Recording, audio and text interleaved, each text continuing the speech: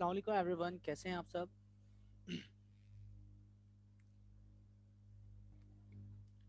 वालेकुम सलाम सर, क्या हाल है? आप ठीक है? अल्हम्दुलिल्लाह ऑल सेट परफेक्ट। अच्छा, यकीनन काफ़ी लोगों ने हमें ज्वाइन कर लिया है। चलें फिर आज के टॉपिक को हम स्टार्ट करते हैं। मुझे बताएं, रिकॉर्डिंग शो हो रही है आप लोग को? यस सर, हो रही है। Okay great. तो फिर कैसे हैं आप? लास्ट टू क्लासेस में दिखे नहीं मुझे आप। सर बस कुछ प्रॉब्लम थी, लास्ट 2 क्लास मैं नहीं अटेंड कर सका, रिकॉर्डिंग देखी। अल्लाह बेहतर करे।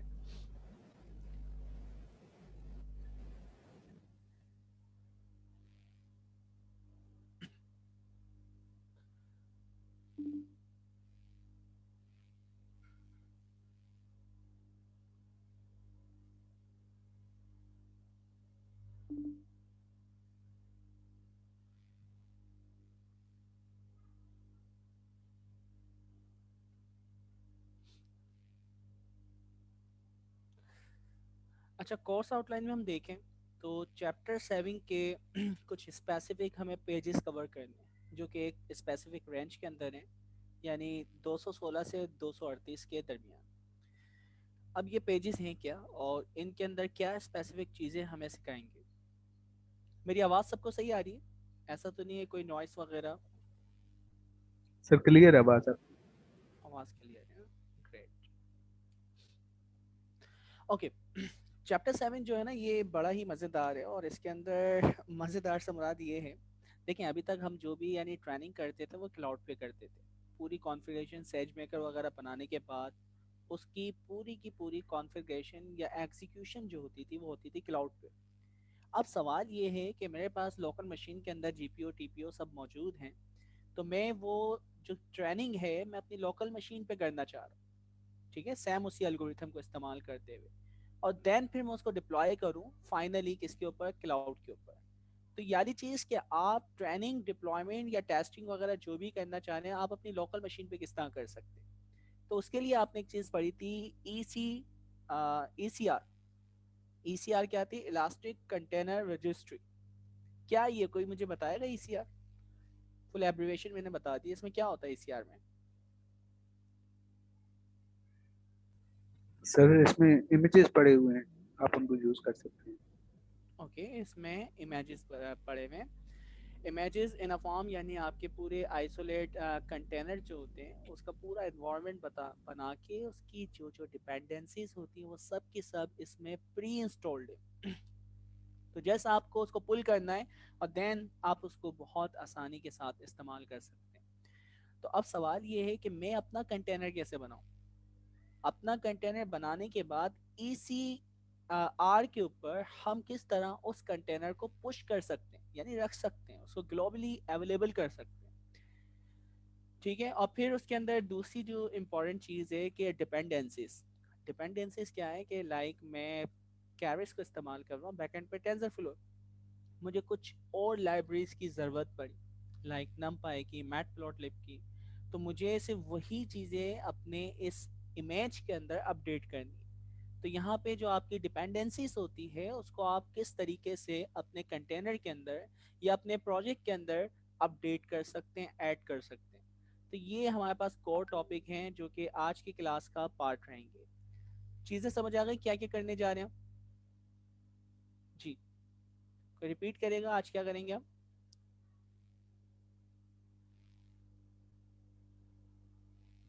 सर लोकल मशीन पे हम अपना मॉडल ट्रेन करेंगे, फिर उसका इमेज बनाएंगे और उसको क्लाउड पे डिप्लॉय करेंगे। ठीक है। अच्छा, अब हमारी कोशिश ये होगी कि आप लोग, हम पहले प्रोसीजर को पूरा कंप्लीट समझ लें और उसके बाद एज अ असाइनमेंट, क्योंकि ये सारा काम आप पहले कर चुके हैं, आपने कंटेनर डॉकर पहले से पढ़ा हुआ है, आपने यानी मॉडल किस तरह डिप्लॉय करते हैं क्लाउड के ऊपर, चैप्टर 6 तक ये सारे आप पढ़ते हुए आ रहे हैं। अब ये एज अ असाइनमेंट की लोकल मशीन में किस तरह चलाएंगे, सिर्फ एक यानी आपका ना इंस्टेंस टाइप होती है जिसमें आप ML5 या लार्ज 3 वगैरह इस तरह करके कुछ बताते थे। इंस्टेंस टाइप, इंस्टेंस टाइप को मिटा के रिमूव करके सिर्फ वहां पे आपको लिखना है लोकल। तो जस्ट आप उसको लोकल लिख देते हैं तो वो सारा का सारा जो काम है जो आपके क्लाउड पे जाके प्रोसेस होता था या कंप्यूटेशन पावर रिसोर्सेज इस्तेमाल होती थी, देन अब ये काम जो होगा आपकी लोकल रिसोर्सेज को इस्तेमाल करते हुए होगा। यानी कितना सा यानी काम आसान है। इसका मतलब है आप प्रीवियस जो काम करते हुए आ रहे हैं चैप्टर 3 में, चैप्टर 2 में, उसी एग्जाम्पल को उठा के अगर आप वहां जाके इंस्टेंस टाइप को चेंज कर दें तो आप बहुत आसानी से काम कर सकते हैं। इसमें तीन चीजें इंपॉर्टेंट है कि तीन चीजें क्या है। पहली चीज, आपकी टेस्ट वैलिडेशन का फोल्डर या उसका पाथ, और दूसरा इंपॉर्टेंट चीज है आपका मॉडल कहाँ पे सेव होगा। तो ये तीन चीज़ें इंपॉर्टेंट है जो आप अपने मॉडल को देते हैं, कॉन्फ़िगरेशन में डिफाइन करते हैं, जिससे आपका ये सारा का सारा जो प्रोसीजर था, कोड था, आपकी लोकल मशीन में चल सकता है। कोई मुश्किल काम नहीं, सिर्फ तीन चीज़ें सेट करनी है। टेस्ट, सॉरी आपका ट्रेनिंग, वैलिडेशन, और लास्ट क्या था, मॉडल पाथ। ठीक है, और इंस्टेंस टाइप में हमें क्या लिखना है जस्ट, जी दोस्तों, लोकल। Instance type local. ठीक है। अच्छा, लोकल आप अगर आपके पास सीपीयू वर्जन है तो जस्ट आप लोकल लिखें, और अगर आपके पास जीपीयू वर्जन है तो लोकल अंडरस्कोर जीपीयू लिखेंगे। तो ये छोटी सी यानी कॉन्फ़िगरेशन है जो इसके अंदर आपको पूरे यानी चैप्टर के अंदर पढ़ा रहा है। वही काम ये आपके जो मुख्तलिफ यानी फ्रेमवर्क्स हैं, ठीक है, जिसको ये एस्टिमेटर भी कहता है, तो मैं एस्टिमेटर कहूँ या फ्रेमवर्क कहूँ, उनको इस्तेमाल करते हुए, तो एस्टिमेटर या फ्रेमवर्क्स हमारे पास क्या आते हैं, टेंसरफ्लो, थियानो, कॉग्निटिव। तो इस तरह के ये प्री बिल्ड आपके क्या हैं, या प्री इंस्टॉल आपके पास फ्रेमवर्क हैं जो कि आप सेज मेकर में इस्तेमाल कर सकते हैं। ठीक है, इसमें किसी को कोई मुश्किल। तो आज की क्लास की स्ट्रेटजी सबके क्लियर है कि क्या करने वाले, क्या सीखने वाले। अच्छा, तुफैल ही जवाब दे रहे हैं, कोई और नहीं दे रहा, सबको मेरी आवाज़ आ रही है या सिर्फ तुफैल को ही आ रही है। हाँ जाहिद, आपकी वॉइस नहीं आ पा रही है, आप अनम्यूट हैं लेकिन।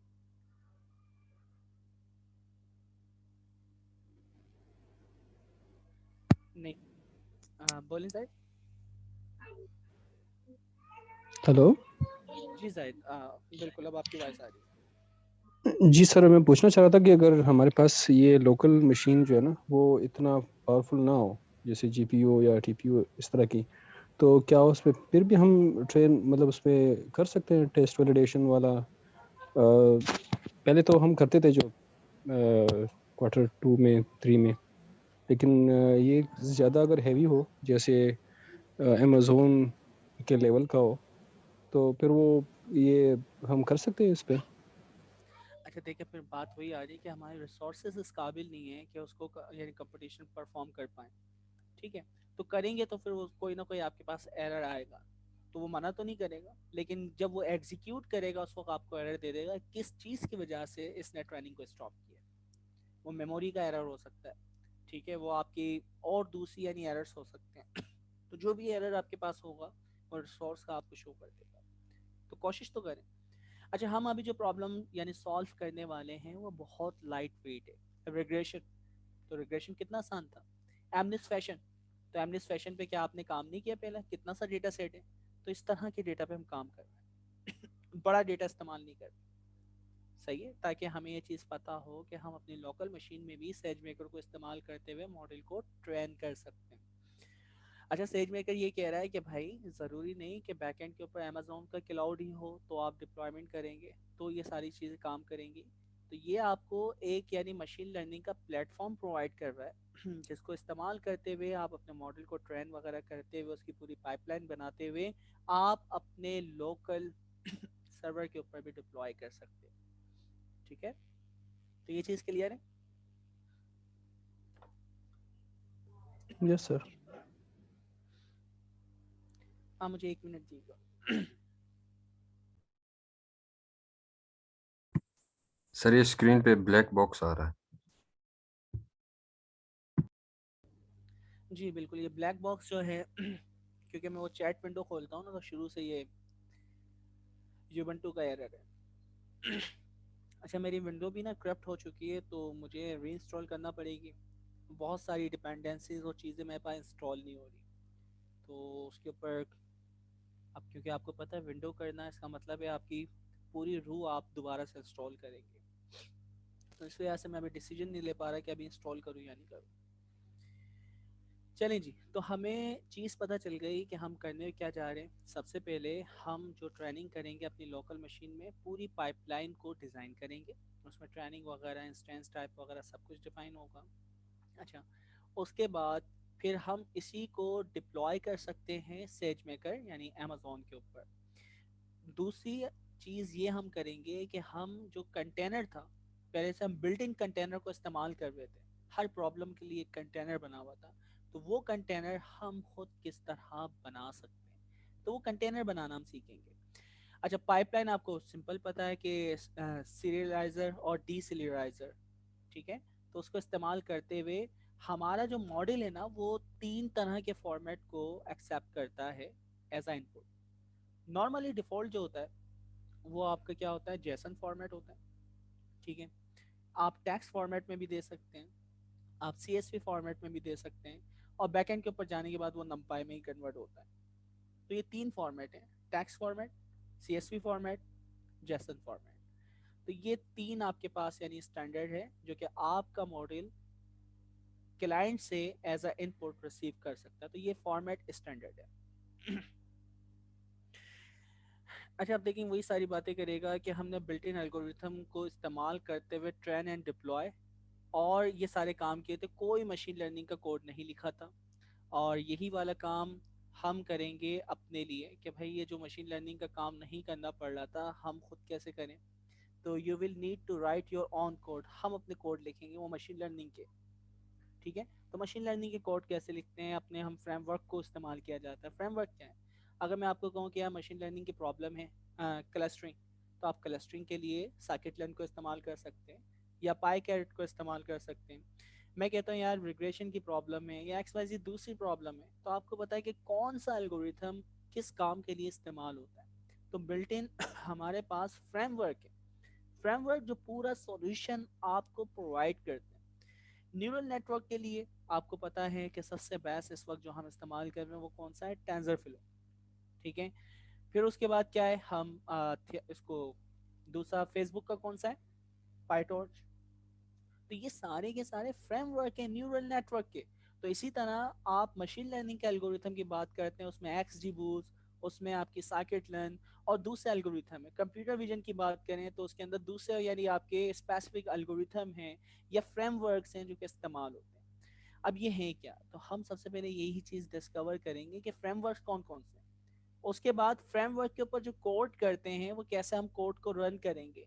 तो हम यहाँ पे साइकिट लर्न और दूसरा क्या है टेंसरफ्लो, ये 2 एग्जाम्पल देखेंगे। बाकी की एग्जाम्पल के रेपो के इसने लिंक दिए हुए, आप चाहें तो उसको भी डिप्लॉय कर सकते हैं क्योंकि साइकिट लर्न से भी आप फेमिलर हैं और टेंसरफ्लो से भी आप फेमिलर हैं।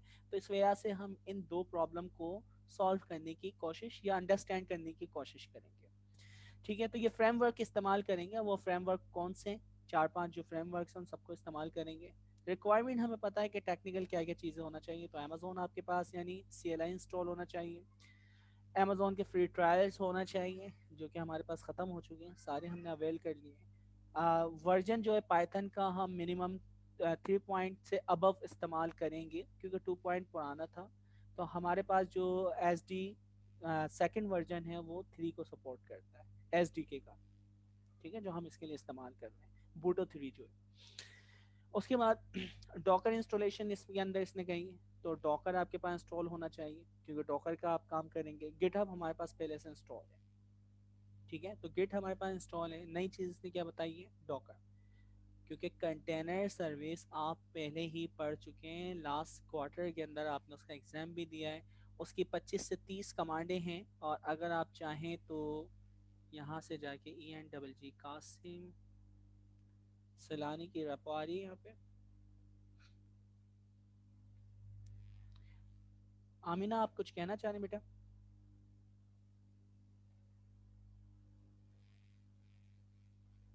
जी आमिना, ये सारी कमांड्स हैं, तो आप चाहें तो डॉकर की कमांड्स वगैरह को रीड कर सकते हैं कि कौन सी कमांड से क्या होता है। सर मैं ये पूछना चाह रही हूँ कि अगर मशीन लर्निंग मॉडल के लिए जो है वो फ्रंट एंड सबसे ज्यादा फिजिबल कौन सा होता है, फ्लास्क या जेंगू या कोई और जो आप रिकमेंड करें? ठीक है, बहुत सारे हैं, कुछ भी हो सकता है, वो वेब सर जो एप्लीकेशन। मतलब प्रोडक्शन वाइज अच्छा हो। ठीक है, प्रोडक्शन वाइज तो सारे ही अच्छे हैं, बैकएंड से आपका जो इंफ्रास्ट्रक्चर है ना वो अच्छा होना चाहिए। ठीक है, तो आप कोड का यानी आर्किटेक्चर लाइक जेंगो में लिखें, अच्छा है। आप करते हैं फ्लास्क के ऊपर, नो इशू। आप स्ट्रीम लाइट के नाम से एक यानी आपके पास फ्रेमवर्क है जिसमें HTML वगैरह भी आपको कुछ नहीं करना पड़ती, तो डिपेंड करता है आप बना क्या रहे हैं।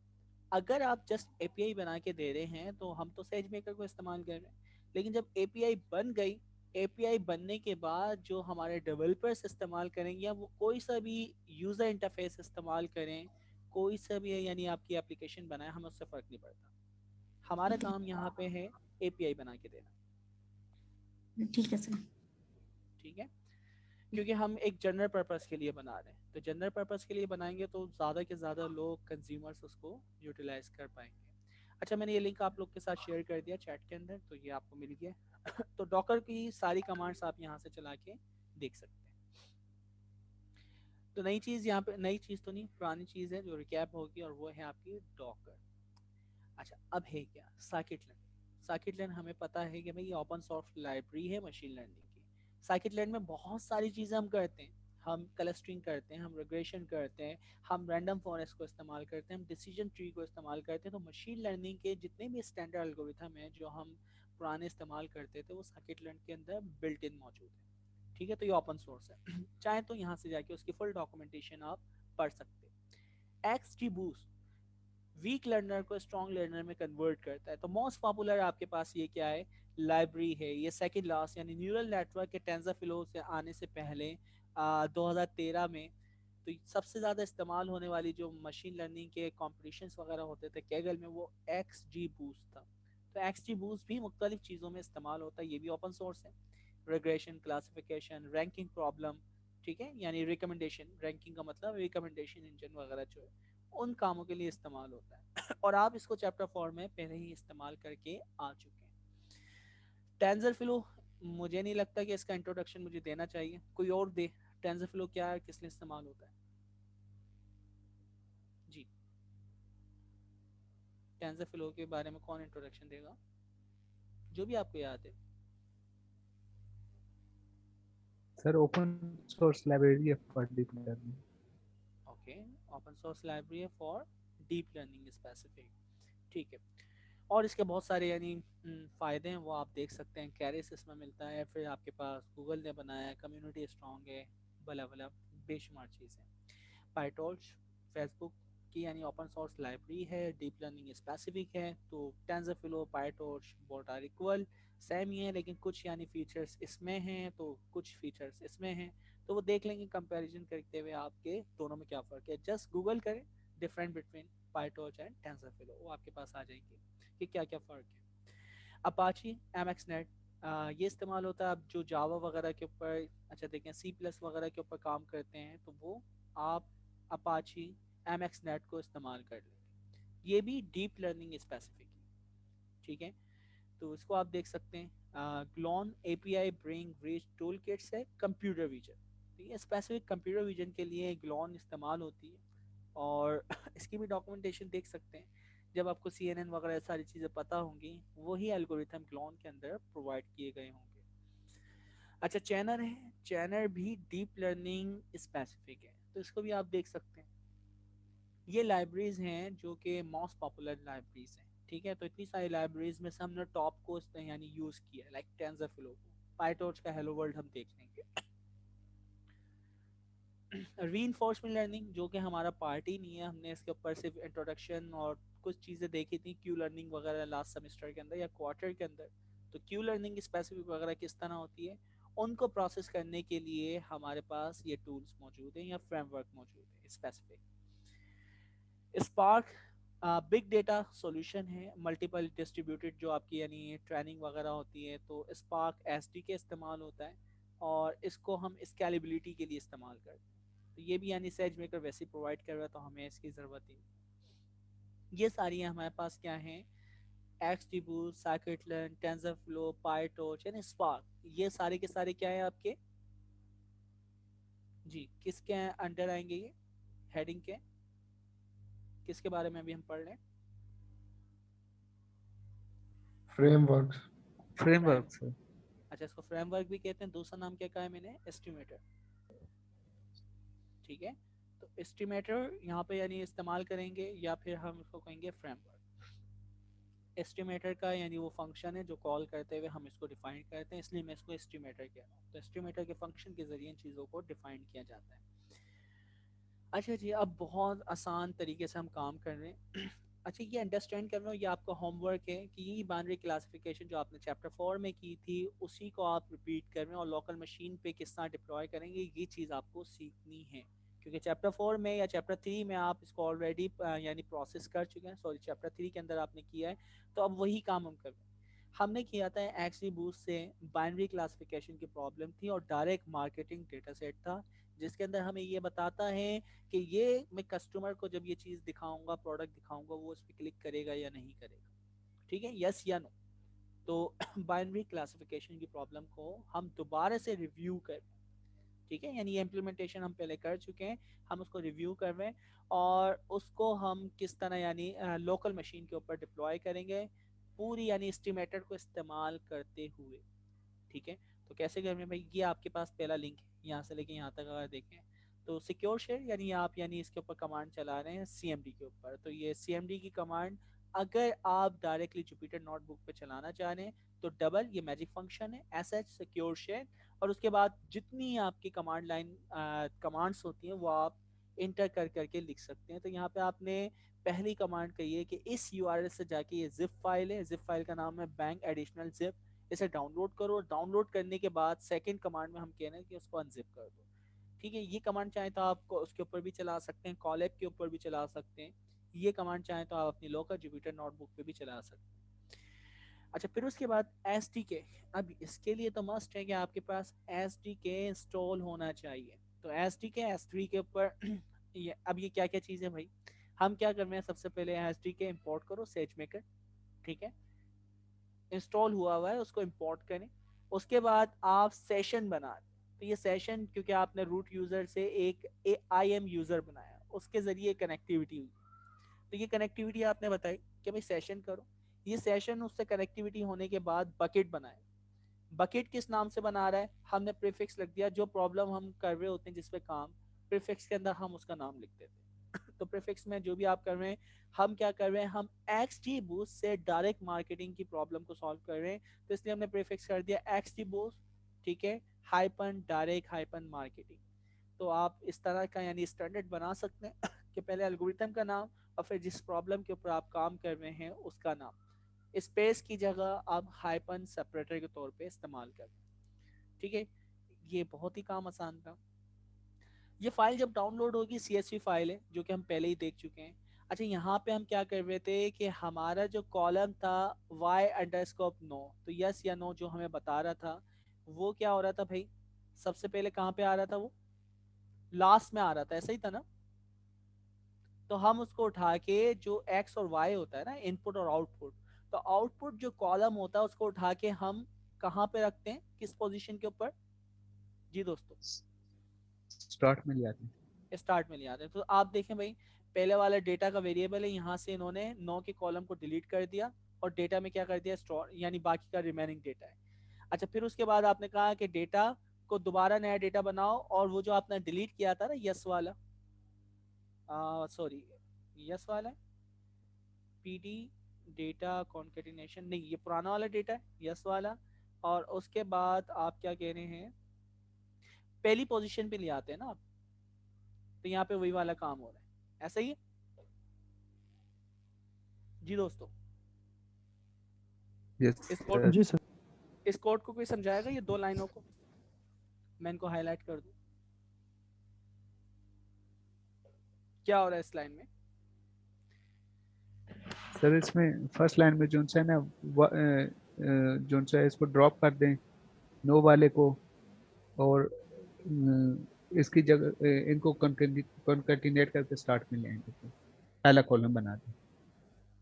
सर जी इसमें ये हो रहा है कि पहली लाइन में जो है हम एक वाई नो वाला कॉलम ड्रॉप कर रहे हैं टोटली, उसको निकाल के फेंक दिया हमने, और बाकी हमारे पास जो डाटा रह गया उसमें एक वाई एस कॉलम भी है। तो वाई एस कॉलम हम ये कर रहे हैं कि हम अ, उठा के शुरू में ला रहे हैं, ठीक है, और ये उसको कर फिर रहे हैं डिलीट। लेकिन। हाँ, उठा के शुरू में ला रहे हैं मतलब, और उसको कंकैटिनेट कर मतलब वो बस वो जहाँ पे जिस पोजीशन पे पहले था वहां से ड्रॉप हो गया और शुरू में आ गया है, और कंकैटिनेट इसलिए हमने यूज किया है। लेकिन सर मुझे ये समझ नहीं है कि हमने ये किया क्यों है कि हमने शुरू में लाए हैं और वाइनो को हमने डिलीट कर दिया टोटली। ठीक है, तो फैजान हमने ये चीज़ चैप्टर 3 में पढ़ी थी कि आपका जो आउटपुट होता है ना, जब हम इसमें एक्स टी बूस्ट के अंदर या साइकिट लाइन में उसको पास करते हैं, तो ये कह रहा है कि सेज मेकर उसने स्टैंडर्ड फॉर्मेट कर दिया कि भाई आपका आउटपुट सबसे पहला कॉलम होगा। जैसे वी लुकअप लगाते हैं ना, जिसमें जो चीज़ सर्च की जाती है वो पहला कॉलम होना चाहिए टेबल सिलेक्शन के अंदर। तो यहाँ पे इसने स्टैंडर्ड कर दिया कि भाई आपका जो आउटपुट कॉलम होगा वो फर्स्ट होना चाहिए। क्लियर? तो उसकी पोजीशन किसी भी पोजीशन पे हो, आउटपुट कॉलम है क्या है जिसमें यस या नो लिखा हुआ है ना कि भाई इसने क्लिक किया या नहीं किया। ठीक है, तो उसमें क्लिक किया है, उसको उठा के हम पहले कॉलम पे ले आए। और सर हमने वाइनो वाला डिलीट क्यों किया है? वो कौन सा कॉलम है वाइनो? अच्छा जी, अब इन्होंने डिलीट किया है, इसको हम देख लेते हैं क्या कर रहा है। कि हमने लोड डेटा सेट किया है, वेरी बेसिक प्रोसेसिंग कर रहे हैं, वन हॉट इन कोड के अंदर कर रहे हैं कैटेगोरिकल डेटा को। ओके, और उसके बाद क्या कर रहे हैं, move the label requirements file. अच्छा, मूव कॉलम का आया था, देखें ये कह रहा है move the labels to the first column. तो यहाँ पे ये मूव कर रहे हैं। अच्छा, अब देखिए हुआ क्या, जब ये आपका डेटा है ना, उस डेटा में हमारे पास कॉलम था, उस कॉलम का नाम लाइक होगा यस नो। उसके अंदर दो वैल्यू थी, एक में लिखा था यस, एक में लिखा था नो। इसने टू कैटेगोरिकल किया, तो वो क्या करता है, जो भी यूनिक वैल्यू होती है उनको कॉलम बना देता है, और जहां पे वो वैल्यू आती है सिर्फ उसमें वन आता है, बाकी सब में जीरो आता है। ये याद है ना, गेट डमी, याद है? यस सर, याद है। ठीक है। अच्छा, फिर इसने उसको वन हॉट इन कोड कर दिया टू सही, कैटेगोरिकल डेटा को। उसके सही है सर, बाद समझ आ गई है कि नो मतलब वाला वो हम कॉलम। नो वाला डिलीट कर दिया। वो चाहता था नो वाला रख लेता और यस वाला डिलीट कर देता, क्योंकि उसमें उल्टा इसका नॉट हो जाता है बिल्कुल। कि जहाँ पे वन होना था वहां पे जीरो हो जाता है। तो समझ आ गई सर। Okay, great. अच्छा, उसके बाद नीचे वाला डेटा ये शफल कर रहा है, फ्रैक्शन वन यानी 100% शफल कर दो, कोई भी चीज़ कहीं भी आ सकती है। स्टैट एक रैंडमली वैल्यू आपको देनी है, आप कुछ भी दे सकते हो, ये इंटीजर नंबर होता है। ठीक है, तो फ्रैक्शन आपको पता है कि भाई कितने पोर्शन को आपको शफल करना है, आपने कहा 100% जितना डेटा हो सबको शफल कर दो। शफल हो गया, एक्स और वाई की बेस के ऊपर ही होगा। अच्छा, फिर उसके बाद क्या हो रहा है, आपने इस डेटा को तोड़ा कितना, 5%, 0.05, यानी 5% टेस्ट साइज होगा, और 95% जो होगा वो क्या होगा, ट्रेंड साइज। ऐसा ही है। साइकिट ने काम कितना आसान कर दिया ना। आपके देखो पूरा पूरा इनपुट आउटपुट सिर्फ डेटा में है, और डेटा में जो पहला कॉलम होगा वो आपका आउटपुट होगा, तो उसने डिसाइड कर लिया, उसको स्प्लिट किया। स्प्लिट करते हुए हमने बता दिया भाई साइज ही होगा, 5% ट्रेनिंग टेस्टिंग का है, और बाकी का रिमेनिंग जो होगा वो खुद ब खुद कैलकुलेट करके उसको ट्रेनिंग में डाल देगा। ऐसे ही, इसमें तो मुश्किल नहीं होना चाहिए, और मुझे लाइक नहीं लग रहा है कि इसको इतना टाइम मुझे देना चाहिए। आगे मूव होते हैं। अच्छा, अब आपका ट्रेनिंग और वैलिडेशन डेटा आ गया। ट्रेनिंग और वैलिडेशन डेटा को आपने सेव करवा दिया, तो इसमें कोई मुश्किल काम तो है ही नहीं। ठीक है, इसको आपने सेव करवा दिया without header, without index. Header आपका कॉलम होता है, टॉप कॉलम के नेम्स होते हैं। ठीक है, तो आपने इंडेक्स फॉल्स कर दिया, जो राइट साइड के ऊपर इंडेक्स आते होते हैं 0 1 2 3 डेटा फ्रेम के अंदर, और हेडर जो आपके कॉलम के नाम होते हैं। तो इसका मतलब है प्योर वैल्यू आपकी जो है वो सेव हुई। ठीक है, इसमें भी किसी को एतराज नहीं होगा यकीनन, या है? No sir. ठीक है, अब ये प्रीफिक्स आपको पता है, आप डेटा को अपलोड कर रहे हैं, आपने कहा सेशन जो बना है डेटा बनाओ, ये पाथ है। ट्रेनिंग डेटा को आपने क्या करना है, अपलोड करना है, प्रीफिक्स इस्तेमाल कर दो, वहाँ पे आके एक ट्रेनिंग का फोल्डर बना देना। इसी तरह एक वैलिडेशन का फोल्डर बना देना, और आउटपुट का फोल्डर जहाँ पे आप आउटपुट रखेंगे। तो ये तीन फोल्डर बने, अभी मैंने थोड़ी देर पहले कहा था कि 3 पाथ बहुत इंपॉर्टेंट है, training, validation and output. Output जहाँ पे आपका मॉडल सेव होगा। ठीक है, तो ये आपकी लोकल मशीन का पाथ भी हो सकता है या फिर क्लाउड पिकर में तो क्लाउड का पाथ। इसमें किसी को कोई कोड में मुश्किल हो रही हो इन दो यानी हाईलाइटेड जो ग्रे एरियाज में, एक नजर देख लें, अगर कोई भी एक पॉइंट एक डॉट भी आपको नहीं आया समझ, मुझसे पूछें।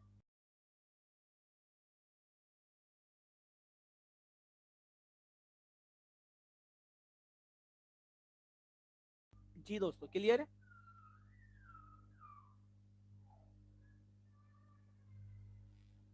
Yes sir, clear. ठीक, आगे मूव करते हैं।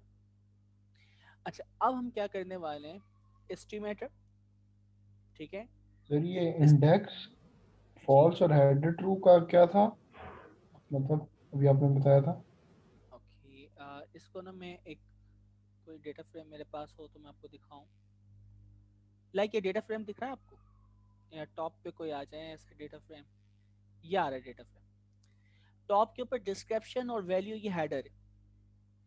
ठीक है, तो जब आप एक्सेल या सीएसवी में सेव करवाते हैं तो पहले कॉलम के अंदर पहले सेल में डिस्क्रिप्शन लिखा होगा, दूसरे कॉलम के पहले सेल में वैल्यू लिखा होगा। अच्छा, और लेफ्ट साइड के ऊपर ये आपके इंडेक्स हैं।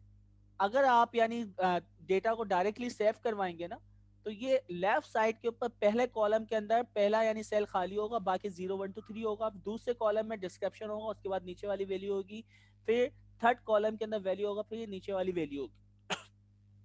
तो अगर आप हेडर फॉल्स कर दें सेव करवाते वक्त, तो टॉप वाली जो डिस्क्रिप्शन है और वैल्यू जो है ये सेव वाली फाइल के अंदर राइट नहीं होगी। इंडेक्स फॉल्स कर देंगे तो ये जो 0 1 3 आपके इंडेक्सेस आ रहे हैं ये आपकी सेव फाइल के अंदर मौजूद नहीं होगी। ठीक है, क्लियर है? Yes sir. ओके, बाकी सेव कर दिया। सेव करने के बाद अब दूसरी चीज़ हम क्या करने वाले हैं, हम एस्टिमेटर को डिफाइन करना है जॉब ट्रेनिंग के लिए। अच्छा, अब ये आपके एस्टिमेटर क्या है, किस तरह डिफाइन करते हैं, तो एक्सटी बूस्ट, क्योंकि ये आपका क्या था, अभी मैंने इसको कहा था ये फ्रेमवर्क। तो एस्टिमेटर के जरिए हम डिफाइन करते हैं, इसका एक स्पेसिफिक कंटेनर होता है, और ये जो कंटेनर है एक्सटी बूस्ट हो, टेंसरफ्लो हो, कोई भी यानी आपके पास जो प्री डिफाइन आपके पास फ्रेमवर्क्स हैं, बिल्ट इन फ्रेमवर्क्स हैं, इनकी जो कंटेनर्स हैं वो कहाँ पे सेव होते हैं, Amazon ECR elastic container registry. ठीक है, तो आपको राइट कंटेनर सेलेक्ट करना होता है फॉर राइट जॉब या राइट प्रॉब्लम। और ये कंटेनर की आप वहाँ पे आपको यानी प्रीवियस चैप्टर के अंदर 4 या 5 के अंदर लिस्ट भी दिखाई गई थी कि कहाँ पे कौन सी प्रॉब्लम के लिए कौन सा कंटेनर इस्तेमाल हो रहा है, याद आया? सेज मेकर की आप कंटेनर लिस्ट देख लें ECR, तो गूगल करेंगे वो आ जाएंगे। अब देखें भाई क्या हो रहा है। हमने कहा कि सेज मेकर में जाओ वहाँ पे एक मॉडल है XGBoost, उसको इंपोर्ट कर लो। ठीक है, उस फाइल में से इंपोर्ट करो, XGBoost के नाम से एक क्लास है या जो भी है उसका पूरा यानी एक एल्गोरिथम है जिसे हम कह रहे हैं फ्रेमवर्क। अच्छा, अब XGB यानी XGBoost under scope estimator, estimator हम डिफाइन कर रहे हैं। इसको मैं फ्रेमवर्क बोलूँ या एस्टिमेटर कहूँ? एस्टिमेटर बेसिकली यानी जॉब डिफाइन करने के लिए होता है, उसकी यानी सारी चीज़ें मॉनिटर करने के लिए होता है। हमने कहा ये जो एस्टिमेटर है ना XGBoost का होगा। रोल, ये रोल हमने IM यूज़र को जो डिफाइन किए हैं, उसको जो जो राइट्स डिफाइन किए कि वो राइट कर सकता है S3 में, यहाँ पे ये काम कर सकता है, तो IM यूज़र के जो रोल्स हैं वो इसमें हमने खुद ब खुद वो स्टैंडर्ड लिया आएगा। एंट्री पॉइंट सबसे इंपॉर्टेंट चीज़ है आपका ये जो कंटेनर चलेगा ना, उस कंटेनर में जो फाइल चलेगी जिसमें आपका एल्गोरिथम लोड होगा, फिर टेस्टिंग, ट्रेनिंग, जो भी काम है, तो वो कोड आपने एक फाइल में किया हुआ। उस फाइल का नाम क्या है आपने रखा हुआ इस वक्त? पाइथन की एक फाइल बनाई है, उसका नाम है XGB। XGDB। अच्छा, मैं अगर आपको यहाँ दिखाऊं, एक मिनट में आपको दिखा दूं ताकि आपको पता हो।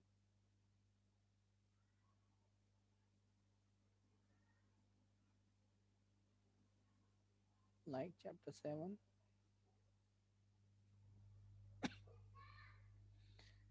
XGBoost पे काम कर रहे हैं हम। देखिए ये फाइल है, तो मैं अगर इसको खोल के दिखाऊं VS कोड के ऊपर, तो आपको पता होगा कि इसके अंदर आपने क्या कोड किया हुआ है।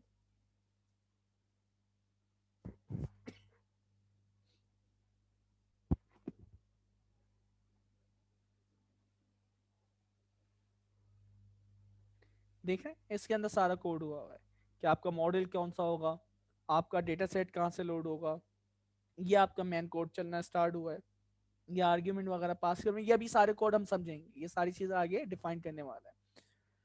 तो हमारा जो कोड है जो रन होगा, एग्जीक्यूट होगा, xgdm.py की फाइल को ये क्या करेगा, एग्जीक्यूट करेगा। तो ये एंट्री पॉइंट, ये सबसे इंपॉर्टेंट एंट्री पॉइंट क्या होता है भाई, सर्वर भी चलता है, तो जैसे आप अपनी वेबसाइट जब होस्ट करते हैं, तो होस्ट करते हुए आपकी जो वेबसाइट का मेन पेज होता है उसका नाम क्या होता है, इंडेक्स डॉट, जो भी आपकी सॉफ्टवेयर की आपने बैकएंड इस्तेमाल किया है, लाइक डॉट नेट इस्तेमाल किया है या PHP इस्तेमाल किया है, तो वो एक्सटेंशन आ जाती है। ठीक है, ऐसा ही होता है ना, इंडेक्स यानी आपका मेन पेज होता है, एंट्री पॉइंट होता है जहाँ से पूरी वेबसाइट को आप एक्सेस कर सकते हैं। तो इसी तरह आपकी जो भी ट्रेनिंग, आपकी जितने काम होंगे वो इस सेंटर पॉइंट से होंगे, इस फाइल से होंगे। तो ये आपका एंट्री पॉइंट है। इंस्टेंस टाइप काउंट, एक इंस्टेंस बनेगा। M5 लार्ज, मैं इसको नहीं चलाने वाला क्योंकि बिल अच्छा खासा बन जाएगा, तो क्या ज़रूरत है क्योंकि हम पहले इसको चला चुके हैं। फ्रेमवर्क का वर्जन, तो हमने 1 वर्जन आपको देखना आता है, कोई मेजर चेंज होता है तो पहले वाले में चेंजिंग आती है, कोई यानी आपकी हल्के फुल्के न्यू फीचर्स आते हैं तो दूसरे वाले यानी जो पॉइंट के बाद होता है उसमें चेंजिंग आती है, और लास्ट वाला जो होता है कोई भी बग्स वगैरह आपके यानी फिक्स होते हैं, कोई भी एरर वगैरह फिक्स होते हैं तो लास्ट वाले में चेंज आते हैं। तो आप जो भी वर्जन देखते हैं उसके अंदर ये 3 पॉइंट होते हैं। तो तीनों पॉइंट में जब आप चेंजिंग देखें तो आप आइडेंटिफाई कर सकते हैं कि भाई पाइथन 2, पाइथन 3, 3 के बाद 3.8 कुछ नए नए फीचर आया होगा या 9 आया, फिर उसके बाद 0 1 2 3 लास्ट के अंदर आ रहा है, तो उसमें कोई ना कोई बग्स फिक्सिंग हो रही है। क्लियर नहीं है चीज़, तो आप वर्जन आप अपने डिफाइन कर सकते हैं।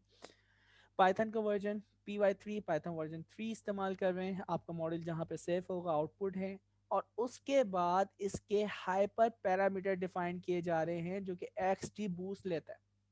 ठीक है, तो XG बूस्ट के अंदर मैक्स डेप्थ, तो डिसीजन ट्री वगैरह अगर आपने पढ़ा है, रैंडम फॉरेस्ट वगैरह पढ़ा है, तो उसमें डेप्थ डिफाइन होती है कि किस लेवल तक आपको डिसीजन ट्री बनानी है। तो यहाँ पे मैक्स डेप्थ जो आपने डिफाइन की हुई है। इसी तरह हमारे पास होता है इवेल्यूशन मैट्रिक्स, AUC। ठीक है, area under the ROC curve. तो इसके अंदर ये फार्मूलाज होते हैं। ROC कर्व जिसमें आपका ट्रू पॉजिटिव रेट और फॉल्स पॉजिटिव रेट, उसकी यानी हम दोनों के दरमियान फ़र्क देखते हैं, और फिर उसका जो भी एरिया होता है अंडर जो भी आ रहा होता है उसको फाइंड करने के लिए हम AUC को इस्तेमाल करते हैं। तो ये मैट्रिक्स है, जैसे रिकॉल है, प्रिसिशन है, तो ये AUC जो है ये क्या है, area under the ROC curve.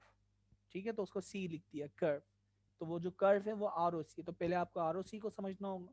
ये पॉइंट कर लें नोट की, जरा आप खुद देखिएगा ROC क्या है और ROC के बाद AUC क्या है। ठीक है, इसमें किसी कोई प्रॉब्लम, हाइपर पैरामीटर, ये तो मशीन लर्निंग में हम देते हैं ना हाइपर पैरामीटर। तो ये जो हाइपर पैरामीटर होते हैं बेसिकली ये कंसोल में हम पास कर रहे होते हैं। यहाँ तक किसी को कोई मुश्किल, एक भी डॉट, एक भी पॉइंट नहीं समझ आ रहा, आप पूछ सकते हैं।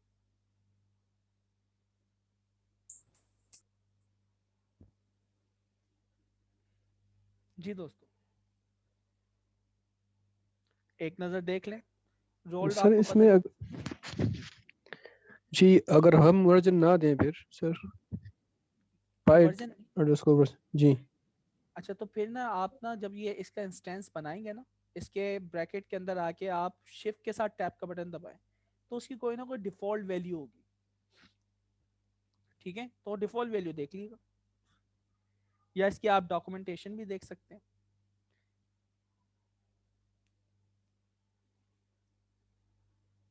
गूगल पे जाएं, इसकी डॉक्यूमेंटेशन में इसकी डिफॉल्ट वैल्यू लाजमी डिफाइन की होगी, अगर आप डिफाइन नहीं करोगे तो यहाँ पे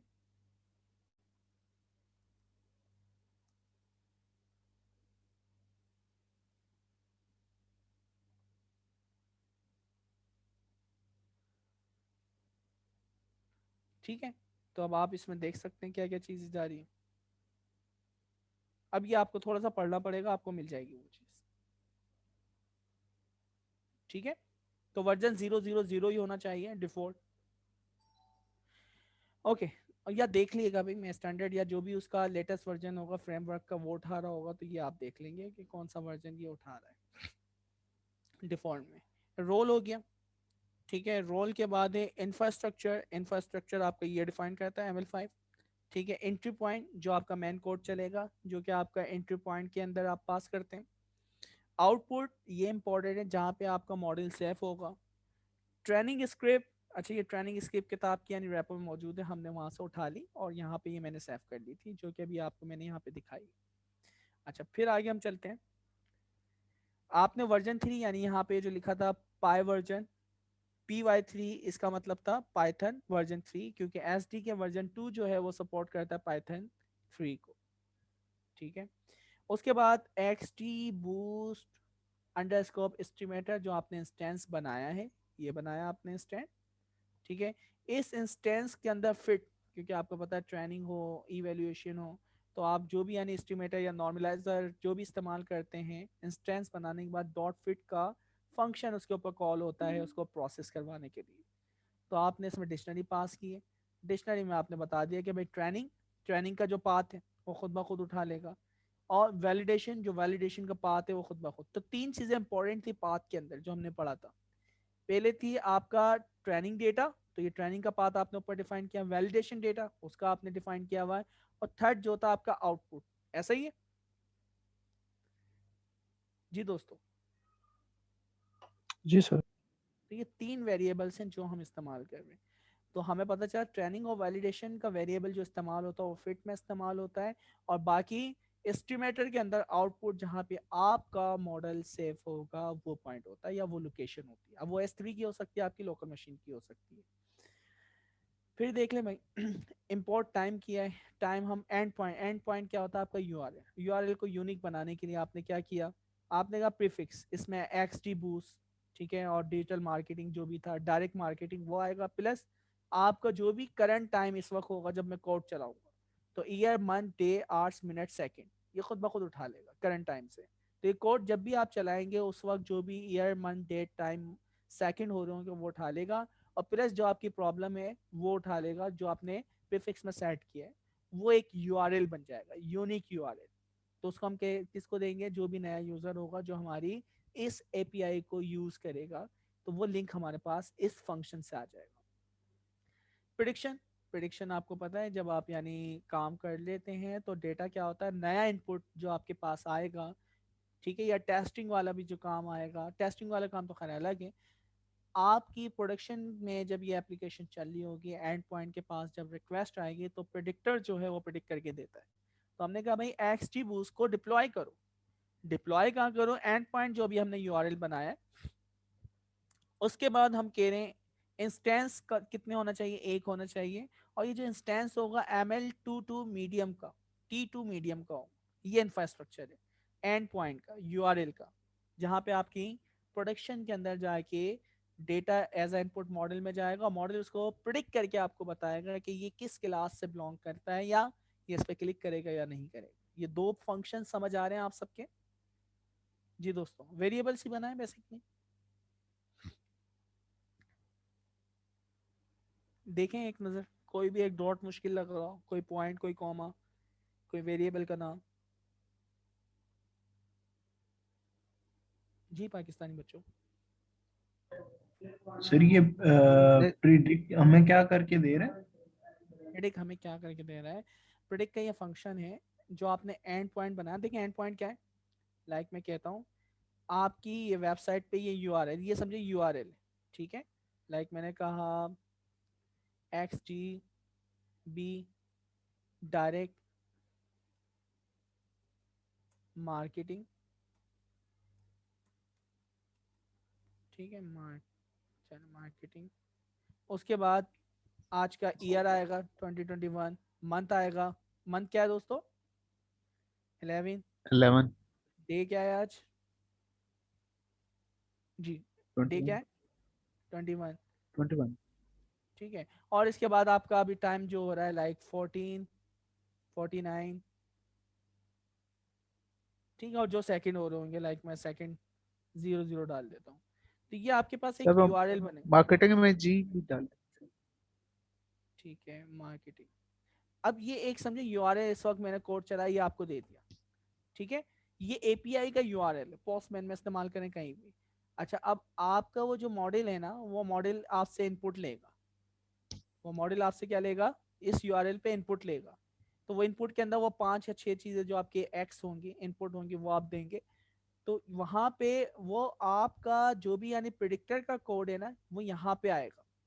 इसके पास आने के बाद इस टाइप का इंफ्रास्ट्रक्चर है, उसके ऊपर प्रोसेस होके आपको प्रिडिक्शन करके वापसी देगा कि भाई ये क्लिक करेगा या क्लिक नहीं करेगा। ठीक है, तो यस या नो जो होगा वो आपको जैसन फॉर्मेट में जो रिटर्न करेगा वो इस फंक्शन की वजह से करेगा। क्लियर है जी? यस नहीं सर। अगर नहीं क्लियर, मैं दूसरी भी एग्जांपल दे सकता हूँ। अगर क्लियर है तो आप फिर हम आगे चलते हैं। क्लियर है सर। क्लियर है, ओके ग्रेट। और ये जो इंस्टेंस टाइप है ये हमने दिया मतलब M1 T2 मीडियम, यहाँ पे लार्ज वगैरह वो जो सेज में करके वो होते हैं इंस्टेंस वगैरह, बिल्कुल उबैद, अब जितने हमारे पास पैसे हो वैसा इंस्टेंस हम लगा सकते हैं। वैसे हम इंस्टेंस दे देते हैं। ठीक। ठीक है, तो ये हमारे यानी कंपनी के बजट के ऊपर है कि आप कौन सा इंस्टेंस की टाइप इस्तेमाल कर रहे हैं, कितना फास्ट अच्छा होना सर, है। अगर हम एपीआई मतलब इस तरह की हम एपीआई बना लेते हैं ना, तो अब वो एपीआई हम कहीं यूज करते हैं तो वो सेज मेकर जितनी दफा यूज होगी उतनी दफा पैसे काटेगा। बिल्कुल ऐसा ही है। ठीक है, लैम्डा फंक्शन, तो वो लैम्डा फंक्शन एसडीके के जरिए हम लिखेंगे तो वो उतने पैसे काटेगा जितनी प्रोसेसिंग होती है। अच्छा, फिर हम आगे चलते हैं। अब ये क्या कर रहा है, इसने ना कुछ डमी डेटा उसमें से ना रैंडमली उठा लिया। तो इसने क्या किया, जो वैलिडेशन डेटा है ना, वैलिडेशन डेटा में से शुरू की 10 जो आपके डेटा है ना वो उठाया, और पुराने वाले डेटा उसमें से यस का कॉलम डिलीट कर दिया। इसका मतलब है अब सिर्फ इनपुट है, उसमें आउटपुट नहीं है, ऐसा ही है। वैलिडेशन जो डेटा था उसके शुरू की 10 रोज उठाई, और उसके अंदर जो लेबल डेटा था ना जिसमें यस लिखा हुआ था कि ये क्लिक करेगा या नहीं, वाले कॉलम को डिलीट कर दिया। ऐसा ही है, इनपुट दे रहे हैं खाली। टेस्टिंग के दौरान हम क्या देते हैं, खाली प्रेडिक्शन के दौरान हम खाली क्या देते हैं, सिर्फ हम उसको इनपुट देते हैं, उसका लेबल नहीं देते। याद है ना ये चीज जी दोस्तों? तो ये काम क्यों कर रहे हैं हम, ये पता चला है?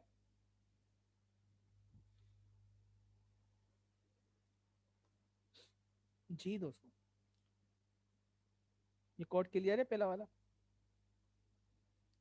अच्छा, कोड क्लियर है, कर क्यों नहीं, ये कॉन्सेप्ट क्लियर है, सबसे इंपॉर्टेंट चीज ये। कोड तो सारे आपके क्लियर होंगे, पाइथन आपकी बहुत अच्छी है, कर क्यों नहीं, सबसे इंपॉर्टेंट ये चीज है। कोई बताना चाहेगा क्यों कर रहे हैं ये? सर क्योंकि इसकी जो हेडिंग है वो हमें प्रेडिक्शन के लिए नहीं चाहिए, ठीक है, इसके लेबल नहीं चाहिए तो इसलिए हमने लेबल को डिलीट कर लेबल नहीं दिया। चाहिए जी बिल्कुल। ठीक है, और उसको भी हमने यानी बिना हेडर और इंडेक्स से सेव कर दिया। ठीक है, तो ये सेव हो गया। ओके, फिर जब ये डेटा सेव हो गया, तो अब ये इंपॉर्टेंट टाइप है, ये जो हम बता रहे हैं ना, ये बताएगा कि जब आपका जो मॉडल है ना वो इनपुट किस टाइप में लेगा। तो हमारा जो एपीआई है उसके अंदर कोई टेक्स्ट में भी लिखे ना, उसको भी एक्सेप्ट कर लेगा, और कोई सीएसवी में भी लिखे तो उसको भी एक्सेप्ट कर लेगा। ये चीज समझ आ रही है कि मेरी इस एपीआई का जो ये मैंने पाथ बनाया है, इस एपीआई के ऊपर कोई बंदा, वैसे तो ये एपीआई मौजूद नहीं है, इस एपीआई के ऊपर कोई भी बंदा जो इनपुट भेजेगा हमारे मॉडल पे प्रोसेस होने के लिए, वो सीएसवी फाइल यानी कॉमा सेपरेटेड भी हो सकता है, वो टेक्स्ट फॉर्मेट में भी हो सकता है, यानी सिंगल कोड के अंदर सारी चीज लिखी हुई। क्लियर है, स्पेस सेपरेटर? यस तो सर। ये चीज हमने यहाँ पे डिफाइन की है कि भाई इनपुट जो होगा हमारे यानी मशीन के इनपुट मॉडल का, वो टेक्स्ट भी हो सकता है, सीएसवी भी हो सकता है। तो यहाँ पे देखें ना क्या बता रहे हैं, हमने कहा प्रिडिक्टर जो है उसकी कंटेंट की जो टाइप है वो क्या क्या हो सकती है, टेक्स्ट हो सकती है, सीएसवी हो सकती है। अच्छा, फिर हमने उससे सबसे पहले क्या किया, इसको सीरियलाइज किया। तो जो भी आपका इनपुट आता है वो क्या होता है, सीरियलाइज होता है, और फिर उसके बाद वो डीसीरियलाइज होता है। मॉडल के पास जो जाता है ना वो डीसीरियलाइज डेटा जाता है। तो यहाँ पे आप देख सकते हैं, आपने क्या किया है, एक्स डी बूस्ट प्रिडिक्टर्स, ठीक है, और यहाँ पे आपने प्रिडिक्शन का जो ऊपर फंक्शन बनाया था वो कॉल किया, और यहाँ पे वो जो वैलिडेशन डेटा था टेस्टिंग के लिए जो ऊपर आपने निकाले हैं 10 डेटा, ठीक है, बिना आउटपुट के, वो यहाँ पे पास कर दिया, और उसका जो भी रिस्पॉन्स आ रहा है ना वो प्रिंट करवा दिया। सो बेसिकली हमारा ये जो एल्गोरिथम है ये 0 से 1 के दरमियान की वैल्यू रिटर्न करेगा। 0.5 से अबव होगी तो इसका मतलब है वो क्लिक करेगा, 0.5 से नीचे आ रही है तो इसका मतलब है वो क्लिक नहीं करेगा। अब जैसे लास्ट वाला जो आपका डेटा है 10वां कॉलम, ये 9.7% चांसेस हैं, प्रोबेबिलिटी है कि ये बंदा इस पे क्लिक करेगा। क्लियर है? Yes sir. तो हमने 10 डेटा सेट इसको पास किए थे, उसने हर उसके अगेंस्ट आपको प्रिडिक्शन दे रही है, 10 इसने आउटपुट दिए हैं, गिन भी सकते हैं 1 2 3 4 5 6 7 8 9 10, क्योंकि आपने 10 को ही प्रिडिक्ट करवाया है। सीरियलाइजर और डीसीरियलाइजर का पता है ना, इसको अपने पास नोट कर लें, मैं आपसे नेक्स्ट क्लास में पूछूंगा सीरियलाइजर और डीसीरियलाइजर क्या है, ठीक है? शायद आज की बूट कैंप की क्लास में भी हम डिस्कस कर सकते हैं। तो ये आप लोग का होमवर्क है, कहीं से भी ढूंढें सीरियलाइजर और डीसीरियलाइजर, बल्कि लास्ट क्लास में डिस्कस भी किया था रऊफ ने।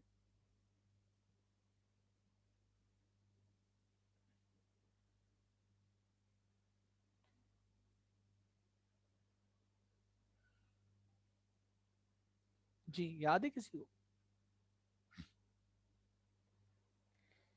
हमारे डेवलपर्स का है।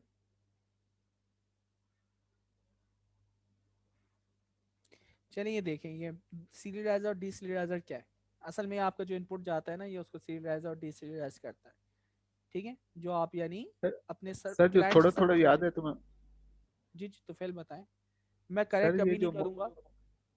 मॉडल जैसा के आप पास जाता है तो मॉडल के जी पास जब डाटा जाता है वो डीसेरियलाइज होके जाता है, और जो हमें जब वो रिटर्न करता है फिर serialize कर देता है, और जब हम उसको डाटा देते हैं तो वो मतलब है ना serialize होके जाता है, लेकिन मॉडल उसको यूज करने के लिए डीसेरियलाइज करेगा, लेकिन जब रिटर्न करेगा तो फिर हमें उसी फॉर्म में कर देगा, serialized फॉर्म में वापस करेगा। सही है। अब इसका फायदा क्या है, क्या नुकसान है, वो नेक्स्ट क्लास में तो फिर आप बताएंगे, ठीक है? ठीक है सर, थोड़ा सा, और बाकी ये ठीक है सब सर। मैं किसी से भी पूछ सकता हूँ, तो तुफैल इसको यानी रिसर्च करके हमें बताएंगे। फाइनली ये तो आपको पता है ना क्यों इस्तेमाल कर रहे हैं, इसका तो बताने की जरूरत नहीं है, सबसे इम्पोर्टेंट चीज़ है। नहीं सर ये करेंगे तो पैसे नहीं करेंगे, बचाने के लिए। पैसे पैसे बचाने बचाने की। के लिए। अदरवाइज आप देख लें कि कितने लोगों के साथ, हम सबके साथ ये नहीं हो चुका है, तो अब हम कोड चलाते हुए सर डर रहे हैं कि यार पैसे ना कटें। अब तो हर महीने में $15 खामखा ही बना रहा है दिन में, पिछले नहीं तो 2 महीने से। सारी सर्विसेज बंद करो ना। सर सर्विसेज बंद क्यों है, समझ नहीं आ रही, वो कहाँ से फिर सेज मेकर का आगे बिल लिखा आ जाता है, कभी ये करो, ये आठ दोनों, मेरा डॉलर तो महीने एंड होते होते बढ़ते बढ़ते वो 15-20 पे पहुंच जाते हैं। नहीं, मेरा तो देखो जीरो है, कुछ भी नहीं आ सर रहा। इसमें मैं थोड़ा सा ऐड करना चाहूँ कुछ। जी जी बिल्कुल। ये जो पैसे कट रहे हैं ना ये मेरे साथ भी हो चुका है, तो आज मैंने सारा चेक किया तो वो मशीन लर्निंग जो है ना, ये जो ML.T3 मीडियम है ये ऑन होती है, इसकी वजह से कट रहे होते हैं पैसे। मेरे भी आज सुबह $20 कट गए हैं, तो मैं उस पर वो देख रहा था, तो ये ना मशीन्स भी ऑफ करनी पड़ेगी साथ साथ। बिल्कुल ऐसा ही है।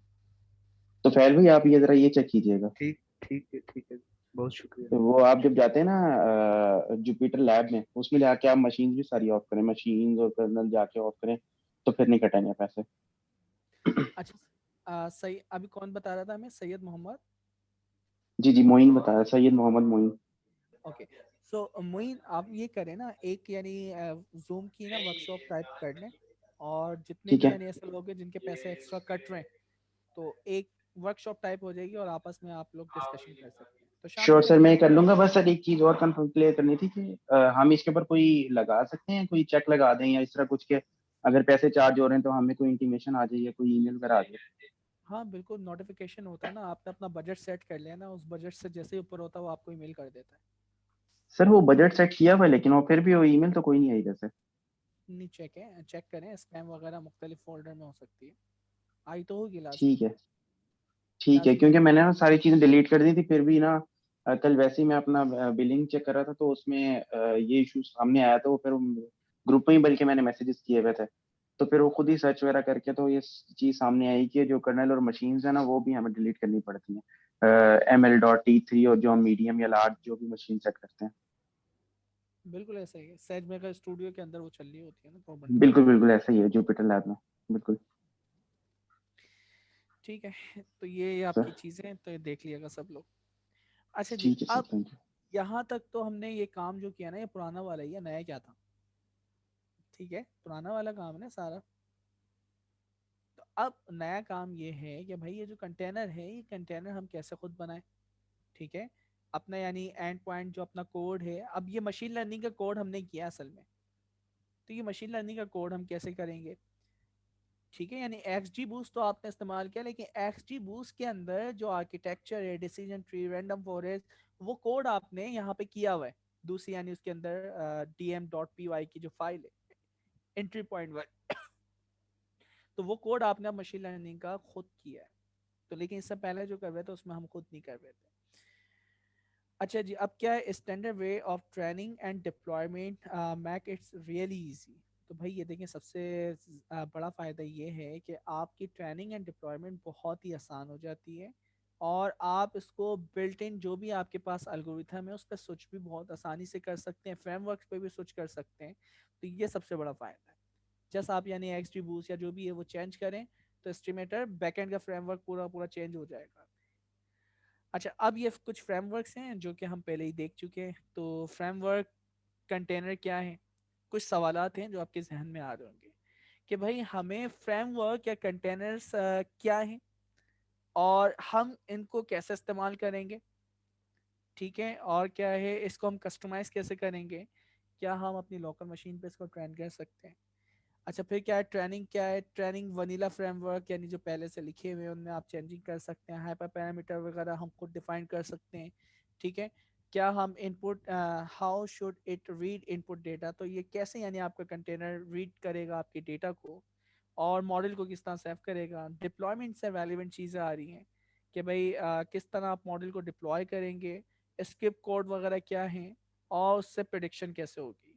फिर उसके बाद डिपेंडेंसीज, तो ये आपके पास एक, दो, तीन, चार, ये चार इंपॉर्टेंट पॉइंट है कि फ्रेमवर्क से रेलिवेंट क्या चीज़ें होती हैं, ट्रेनिंग क्या होती है, डिप्लॉयमेंट क्या होती है, और डिपेंडेंसीज क्या है। ठीक है, बहुत आसान कर देते हैं। देखिए, फ्रेमवर्क हमें पता है, मैं डीप लर्निंग यानी टेंसरफ्लो पे काम कर रहा हूँ, पाइटॉर्च पे काम कर रहा हूँ, थियानो पे काम कर रहा हूँ, ये सारे के सारे आपके क्या है, डीप लर्निंग के कंटेनर फ्रेमवर्क बने हुए हैं। इनके अंदर चेंजिंग करना, उनको कस्टमाइज करना, इसी को लोकल मशीन पे चलाना और क्लाउड पे चलाना। ट्रेनिंग का जो कोड है, ट्रेनिंग का code says maker training script differ from vanilla framework, तो ये थोड़ी सी यानी अलग है, इसने आसान कर दिया ना कि भाई स्टैंडर्ड आप चीज़ें पास करें कि भाई ये आपकी टैप है, मैक्स टैप ये है, और क्या था आपके पास, ये आपका आर ओ सी कर्व की जगह ए यू सी आप मैट्रिक्स को देख रहे हो, तो आप उस स्टैंडर्ड फॉर्मेट में वैल्यू डालें। आप बैकएंड पे कोई भी फ्रेमवर्क चेंज हो मुझे उससे फ़र्क नहीं पड़ता। तो आप सेज मेकर के ऊपर जो स्क्रिप्ट लिखते हैं, ये यानी जो आप वनीला फ्रेमवर्क्स में डायरेक्टली जो कोड लिखते हैं उससे थोड़ा सा फ़र्क है। इसके हाइपर पैरामीटर हम फिर किस तरह पास करेंगे, तो वो हम कंसोल में पास करते हैं। इसका भी जवाब मिल गया।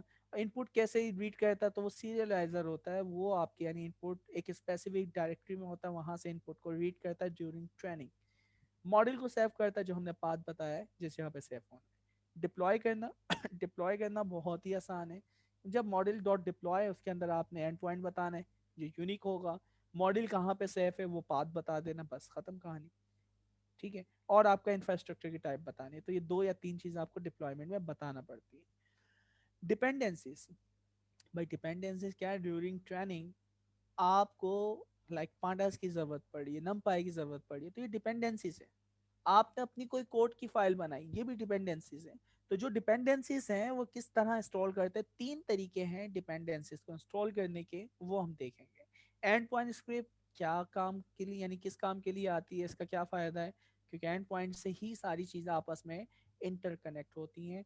तो एंड पॉइंट फाइल बहुत ही ज़्यादा इंपॉर्टेंट है। आपकी लाइब्रेरीज के फोल्डर के अंदर आप अपनी लाइब्रेरीज रख सकते हैं। तो वो तीन तरीके हैं, तो तीनों तरीके हम देखेंगे किस तरह हम रखेंगे। ये सवालात हैं, इनके ऊपर हम काम करते हैं। सबसे पहले हम काम करेंगे कंटेनर्स के ऊपर। क्योंकि आपने डॉकर पढ़ा हुआ है, तो मैं यहाँ पे आपको अब डॉकर नहीं करवा रहा, उसकी जस्ट कमांड को मैं एक ओवरव्यू दूंगा, और डॉकर की कमांड्स का लिंक भी मैंने आपको दे दिया कि फाइल के अंदर सारी कमांड्स मौजूद हैं, वो आप देख सकते हैं। सबसे बड़ा फ़ायदा, आपके जितने भी फ्रेमवर्क हैं उनका जो भी लेटेस्ट वर्जन होगा SageMaker खुद अपडेट करेगा, ये गारंटी है। आपका CPU, TPO, DPO या GPO जो भी यानी इंस्टेंस की टाइप है, वो ये इसको सपोर्ट करता है, लेकिन यहाँ पे कह रहा है कि भाई इस वक्त CPU और GPO के इंस्टेंस जो हैं उनको ये क्या कर रहा है, फ्रेमवर्क को सपोर्ट कर रहा है, तो हम उसको कंटेनर को इस्तेमाल कर रहे हैं। तो हम देख लेंगे अब TPO DPO के भी हमारे पास मौजूद हैं इंस्टेंस या नहीं, उनको आप इस्तेमाल कर सकते हैं। बाकी डीप लर्निंग कंटेनर की पूरी लिस्ट जो है यहाँ पे आ रही है, तो यहाँ से जाके आप देख लें भाई कंटेनर्स की लिस्ट कौन कौन सी है। ठीक है, उसके बाद क्या है आपके पास, if you custom requirement. Okay, custom requirement वही है कि भाई आप टेंसरफ्लो के साथ numpy, आप मैटप्लॉटलिब और चंद लाइब्रेरीज हैं उनको आप इंस्टॉल करें। तो वो किस तरह यानी कंटेनर्स में हम अपडेट करेंगे, इसने कंटेनर बनाना सिखाएं। साकिट लेंथ का कंटेनर किस तरह अपडेट करेंगे, XGBoost का टेंसरफ्लो। तो हम यहाँ पे साकिट XGBoost हम देख चुके हैं, साकिट लेंथ थोड़ी सी देखेंगे और टेंसरफ्लो देखेंगे। बाकी का सारा कोड मौजूद है, आप चाहें तो एक एक कोड को रिव्यू कर सकते हैं, और आपको करना भी चाहिए। ठीक है, तो ये आपको करना है। ये इन सारों के कंटेनर को ना अपडेट करने का तरीका, बनाने का तरीका, EC2 के ऊपर पुश करने का तरीका, वो सब आपको सिखाएगा। अच्छा, अब क्या है भाई, हम क्या करने वाले हैं, you can also build and run. Okay, तो अब ये जो कंटेनर है ना, ये कंटेनर हम खुद बनाएंगे SageMaker के साथ मिलके। ठीक है, उसको हम खुद बिल्ड करेंगे, खुद रन करेंगे ऑन योर लोकल मशीन। तो ये सबसे इंपॉर्टेंट चीज़ है कि ये जो कंटेनर थे जो बने बनाए मौजूद थे, उन कंटेनर को अब हम खुद बनाएंगे, अपनी लोकल मशीन में चलाएंगे। लोकल मशीन में चलाने के बाद उसमें कस्टमाइजेशन करेंगे, अपनी मर्जी के कुछ डिपेंडेंसीज, कुछ फाइलें, मुख्तलिफ चीज़ें ऐड करेंगे, फिर उसको पुश करेंगे Amazon ECR2 के ऊपर। Amazon ECR क्या है भाई, कोई दोबारा बताएगा मुझे? Amazon ECR elastic container registry, बिल्कुल ऐसा ही। पुश का मतलब क्या है, गेट पुश करते हैं ना आप, गेट पुश से क्या होता है, काइंड ऑफ सर पुश उसको करना। अपलोड करना। ठीक है, तो वहां पे वो चीज़ अपलोड करना क्लाउड के ऊपर। तो जैसे ही आप यानी अपनी कंटेनर बना के ECR के ऊपर पुश करेंगे, वो ग्लोबली अवेलेबल हो जाएगा। ठीक है, अब ये डिपेंड करता है कि पुश की टाइप क्या है, प्राइवेट रेपो या फिर आपने जो रजिस्ट्री बनाई हुई है वो पब्लिक रेपो है। अच्छा जी, तो ये काम तो बहुत ही आसान है। हम अपना SageMaker की मदद से एक कंटेनर बनाएंगे, उसको कस्टमाइज करेंगे, उसको पुश करेंगे ECR2 के ऊपर, और बहुत सारी डिटेल है, हम उसको फाइंड करेंगे, रेपोजिटरी वगैरह के इंस्ट्रक्शन है। टेंसरफ्लो के ऊपर हम काम कर रहे हैं, बिल्ट इन कंटेनर हम लोकल मशीन में चलाने की कोशिश करते हैं।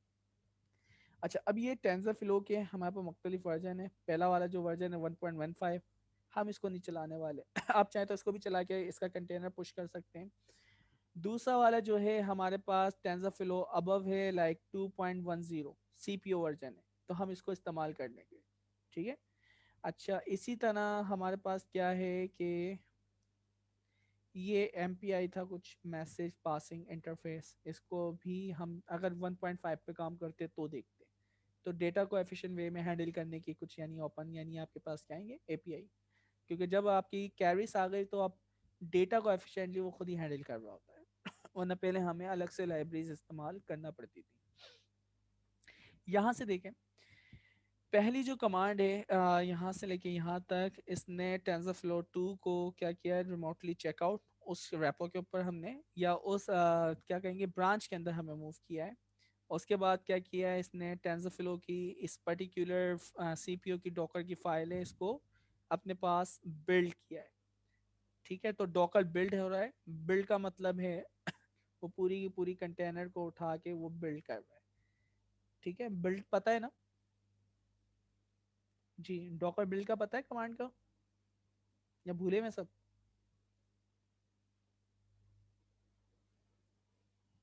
जी सर पाकिस्तान इमेज बना रहा है। इमेज बना रहा है, ठीक है, लोकल इमेज बना रहा है। इमेज का मतलब क्या, देखें इसको ना बहुत आसानी समझें। आपने कहा कि मुझे लिनक्स ऑपरेटिंग सिस्टम चाहिए, तो बाय डिफॉल्ट ना आपने कंटेनर जब एग्जीक्यूट किया, बेस इमेज जो है उसमें क्या है आपकी लिनक्स। अच्छा, अब मैं कहता हूँ पाइथन इंस्टॉल करो, ठीक है। फिर मैं कहता हूँ कि दूसरी चीज़ क्या इंस्टॉल करो, उसमें नमपा इंस्टॉल करो, टेंसरफ्लो इंस्टॉल करो, इस तरह 4 या 5 डिपेंडेंसीज या चीज़ें बताता हूँ।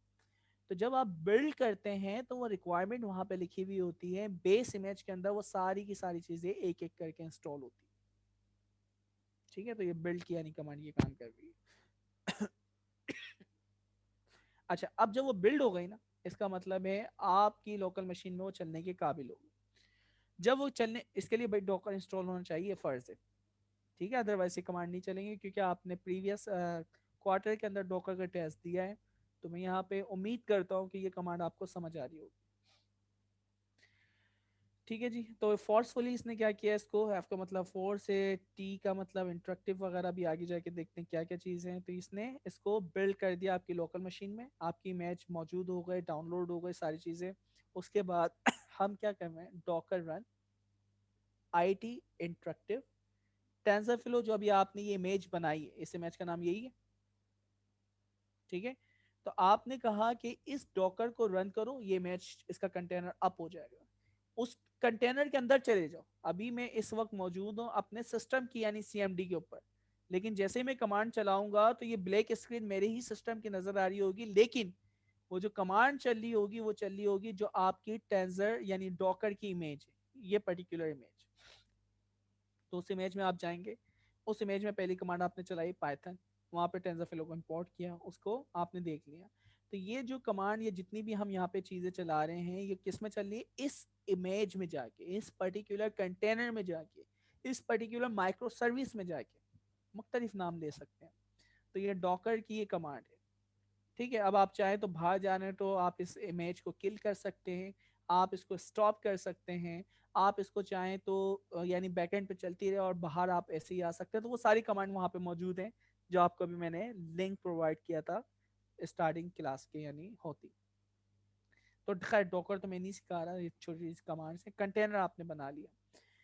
अच्छा, इसी तरह ये आपको दूसरा तरीका बता रहा है कि भाई आपने इंस्टॉलेशन के तरीके इस्तेमाल किए थे। ये कह रहा है कि docker.cpo की जो फाइल है ना, उसकी लाइन नंबर 109 में आप जाएं और उसमें आप चेंजिंग कर सकते हैं। ये पिप की कमांड के जरिए आप इंस्टॉल कर रहे हैं, ठीक है। आपने अपनी कमांड बना दी है पिप इंस्टॉल, कैशे में जो भी कुछ है वो हटा दो -u। अब पहली लाइब्रेरी इंस्टॉल कर लो NLT के, ठीक है, जैनसम, नमपाई, ये 3 आपकी लाइब्रेरी इंस्टॉल हो रही, यानी आप एक साथ 4 या 5 चीजें भी इंस्टॉल कर सकते हैं। क्लियर है ये चीज जी दोस्तों? जी सर। ठीक है, ये चला के तो दिखाने की जरूरत नहीं है, सिंपल यानी आपकी, आप इस docker.cpo फाइल में जाके चेंज कर दें, तो वहां पे भी जाके आपकी जो अपनी लाइब्रेरीज अपने पैकेजेस हैं वो आप इंस्टॉल कर सकते हैं, ये इंस्टॉल हो जाएगी बस। उसके बाद ECR जो रजिस्ट्री उसमें पुश करने का तरीका, वो पुश करने का तरीका यहाँ से जाके आप देख लें भाई, ठीक है। तो गूगल से आके कर लें।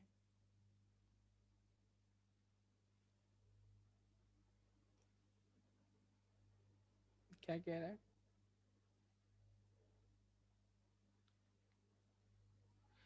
अच्छा, इसकी डॉक्यूमेंटेशन आप लोग निकाल लेंगे, ECR2 पुश डिटेल, तो पुश कैसे करते हो आपको करना बता देगा। तो ये डॉक्यूमेंटेशन डिटेल आ गई। अब जैसे कमांड बता रहे हैं AWS ECR, वहाँ पे आपने एक क्रिएट रेपोजिटरी की, रेपोजिटरी का नाम आपने बता दिया, ये नाम होगा, आप अपने पास से नाम नया रख सकते हैं, ठीक है। ECR गेट लॉगिन पासवर्ड, जो भी आपके लॉगिन पासवर्ड है, यूजर नेम वगैरह, वो चीज़ आप डालेंगे कहाँ पे, यानी आप उसका इंस्टेंस बना रहे हैं, ठीक है, रीजन वगैरह। तो ये पुश करने की कुछ कमांड्स हैं, इनको आप इस्तेमाल कर लेंगे।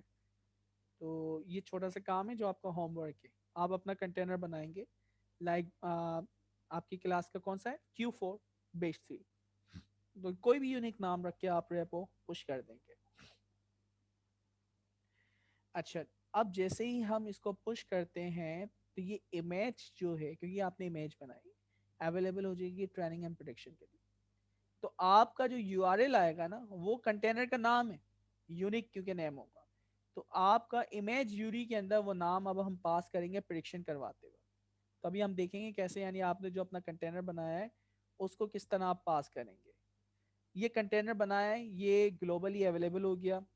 इसकी ट्रेनिंग एंड डिप्लॉयमेंट के इंस्टेंस वगैरह फिर हम देखते हैं कैसे बना रहा है, ये देखें। ठीक है, तो ये कंटेनर बनाना इसने सिखा दिया, और कंटेनर जब बन गया तो जैसे आप दूसरे कंटेनर उठा के इस्तेमाल कर रहे थे उसी तरह इसको उठा के इस्तेमाल करेंगे। क्लियर है ये चीज? चैप्टर 8 के अंदर मोर डिटेल में हम पढ़ेंगे। अच्छा, अब हम क्या करने वाले हैं, हम ये करेंगे कि हम अपनी लोकल मशीन के अंदर किस तरह डिप्लॉयमेंट करेंगे। ठीक है, training and deployment on locally. तो लोकल मशीन पे हम देखेंगे लोकल मशीन पे चलाने का क्या फायदा है दोस्तों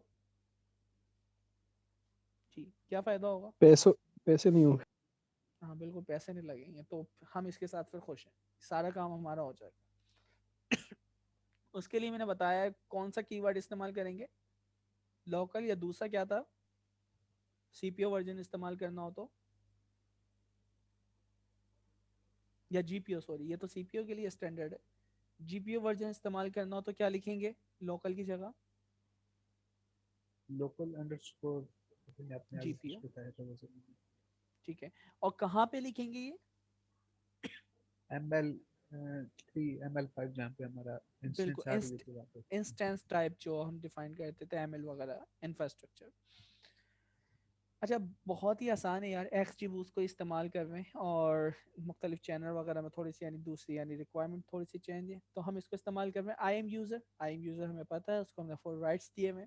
आई एम यूज़र जो भी आपका रोल है उसमें फुल एक्सेस वहाँ पे आपको डिफाइन करना उस यूज़र को, तो वो ये चीज़ वहाँ पे डिफाइन होना चाहिए। उसके बाद तीन चीज़ें बहुत इंपॉर्टेंट थी, ट्रेनिंग, वैलिडेशन और आउटपुट। ऐसे ही ट्रेनिंग और वैलिडेशन फिट में पास कर रहे थे, जबकि आउटपुट का जो पाथ है कहाँ पे डिफाइन कर रहे थे हम लोग दोस्तों, एस्टिमेटर के अंदर। ऐसे ही है ना? ओके, तो अब हमें क्या करना है, हम एस्टिमेटर में जाते हैं। इंस्टेंस टाइप जो है, इंस्टेंस टाइप अगर नॉर्मल सीपीयू पे चला रहे हो तो लोकल लिख दो, और अगर आप जीपीयू पे चला रहे हैं तो लोकल अंडरस्कोर जीपीयू लिख दो। ठीक है, और उसके बाद एस्टिमेटर डॉट डिप्लॉय, और वो इंस्टेंस जो भी था लोकली मशीन के ऊपर डिप्लॉय हो जाएगा, एक यूआरएल आपको दे देगा, उसके ऊपर वो आप देख सकते हैं। तो ये लोकल पे भी आप डिप्लॉय करके देख सकते हैं, लोकल सर्वर हो, लोकल मशीन हो, XYZ, तो लोकल के ऊपर आप डिप्लॉयमेंट कर सकते हैं। इसने कहा कि ऊपर की कमांड यानी जब आप डॉकर वगैरह इंस्टॉल करें तो उसकी सर्विस को रीस्टार्ट करके फिर वो कमांड चलाएं तो बिल्कुल परफेक्टली एग्जीक्यूट होंगी। अच्छा, run your own code inside this container. अब हम अपना जो भी कोड है, ऊपर जो हमने नया कंटेनर बनाया है या पहले से बना हुआ, उसके अंदर अपना कोड हम चलाना चाह रहे हैं। ठीक है, अभी हमने इमेज बना के कहाँ पे अपलोड कर दिया दोस्तों, EC2 के ऊपर। ऊपर वाला जो काम हमने सीखा है, हमने EC2 के ऊपर अपनी इमेज बना के उसको रिस्टार्ट करवा के पुश कर दिया, तो वो ग्लोबली अवेलेबल है, कोई भी उसको उठा के इस्तेमाल कर सकता है। और जब वो इस्तेमाल करेगा तो जाहिर बात है उसमें उसको कोड चलाना होगा। अब वो कोड कैसे चलाएगा, क्या करेगा? तो ट्रेनिंग स्क्रिप्ट हम लिखेंगे। कैसे करते हैं भाई, देखते हैं। देखें, आपका ये जो एस्टिमेटर है ना, सबसे पहले हाइपर पैरामीटर रिसीव करेगा। हाइपर पैरामीटर क्या होता है? डेप्थ साइज, ठीक है, आपकी मैट्रिक्स कौन सी यानी इसको मॉनिटर करनी है, और बहुत सारी चीज़ आपको हाइपर पैरामीटर की डेफिनेशन पता है। उसके बाद क्या है? Data available. डेटा आपके तीन है, दो डेटा तो मस्ट है, ट्रेनिंग और वैलिडेशन। आप ट्रेनिंग, टेस्ट, वैलिडेट जो भी मुख्तलिफ पाथ हैं जितने हिस्सों में आप तोड़ते हैं वो डिफाइन कर सकते हैं, वो पाथ इंपॉर्टेंट है। तीसरा जो इंपॉर्टेंट पॉइंट है, जहाँ पे आपका मॉडल सेफ होगा या जहाँ से मॉडल आपका लोड होगा, ठीक है, प्रिडिक्शन के दरमियान लोड होगा, ट्रेनिंग के दौरान सेफ होगा। तो मैं यहाँ पे यानी दोनों से कोई भी वर्ड इस्तेमाल कर सकता हूँ, जहाँ पे आपका मॉडल सेफ होगा या जहाँ से आपका मॉडल लोड होगा, वो लोकेशन होती है।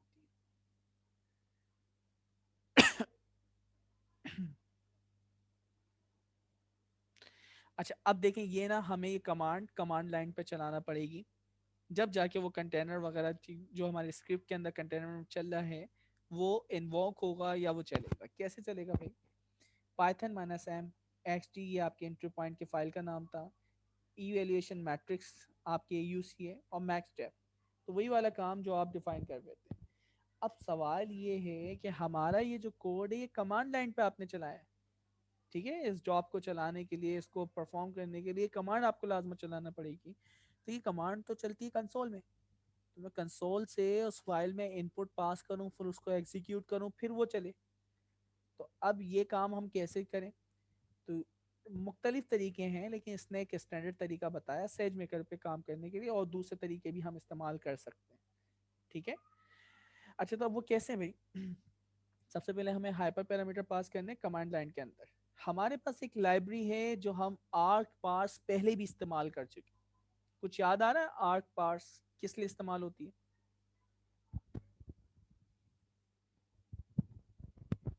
कुछ भी याद आ रहा हो जहन में? सर कमांड लाइन से आर्गुमेंट्स देने के लिए। ठीक है, कमांड लाइन से आर्ग्यूमेंट देने के लिए या रिसीव करने के लिए, ठीक है, तो ये इस्तेमाल होती है। तो हमने वही काम किया भाई, आर्क पार्स आर्ग्यूमेंट पास कर रहे हैं। तो हमने पहला आर्ग्यूमेंट ऐड किया, वही वाला मैक्स डेप, उसकी टाइप इंटीजर होगी, डिफॉल्ट 4 है, ठीक है। तो यहाँ पे 5 डाला हुआ है, तो डिफॉल्ट क्या कर दिया, अगर कोई भी वैल्यू नहीं डालेगा तो 4 जाएगी। यहाँ पे 5 पास कर दिया। वैसे आइडली स्टॉपिंग राउंड वो भी इंटीजर में होगा, तो ये 10 तो राउंड चलेंगे। और अगर कहे कि नहीं यार कोई 5 पे स्टॉप कर दिया, 12 पे स्टॉप करे, तो वो वैल्यू भी आप चेंज कर सकते हैं। अच्छा, फिर क्या है, इवेल्युएशन आपकी मैट्रिक्स है, स्ट्रिंग पास होगी, और स्ट्रिंग के अंदर डिफॉल्ट क्या एरर होगा, ठीक है। अदरवाइज आप AUC ROC प्रिसिशन रिकॉल या जो भी आप पास करना चाह रहे हैं। लोकेशन इंपॉर्टेंट है। पहली लोकेशन ट्रेनिंग की है, दूसरी लोकेशन आपकी वैलिडेशन की, और तीसरी लोकेशन आपकी किसकी है जी दोस्तों? थर्ड लोकेशन किस चीज की है? आउटपुट। आउटपुट। आउटपुट कौन सी लोकेशन है? सर मॉडल के आउटपुट है, जहाँ पे हम सेव करवाना चाहते हैं। जहाँ पे हम मॉडल को सेव करवाना चाह रहे हैं, ठीक है। तो ये अच्छा, अब ये आप अपनी लोकल पे बना लें, या आप अपनी क्या नाम है S3 के बकेट पे बना रहे हैं।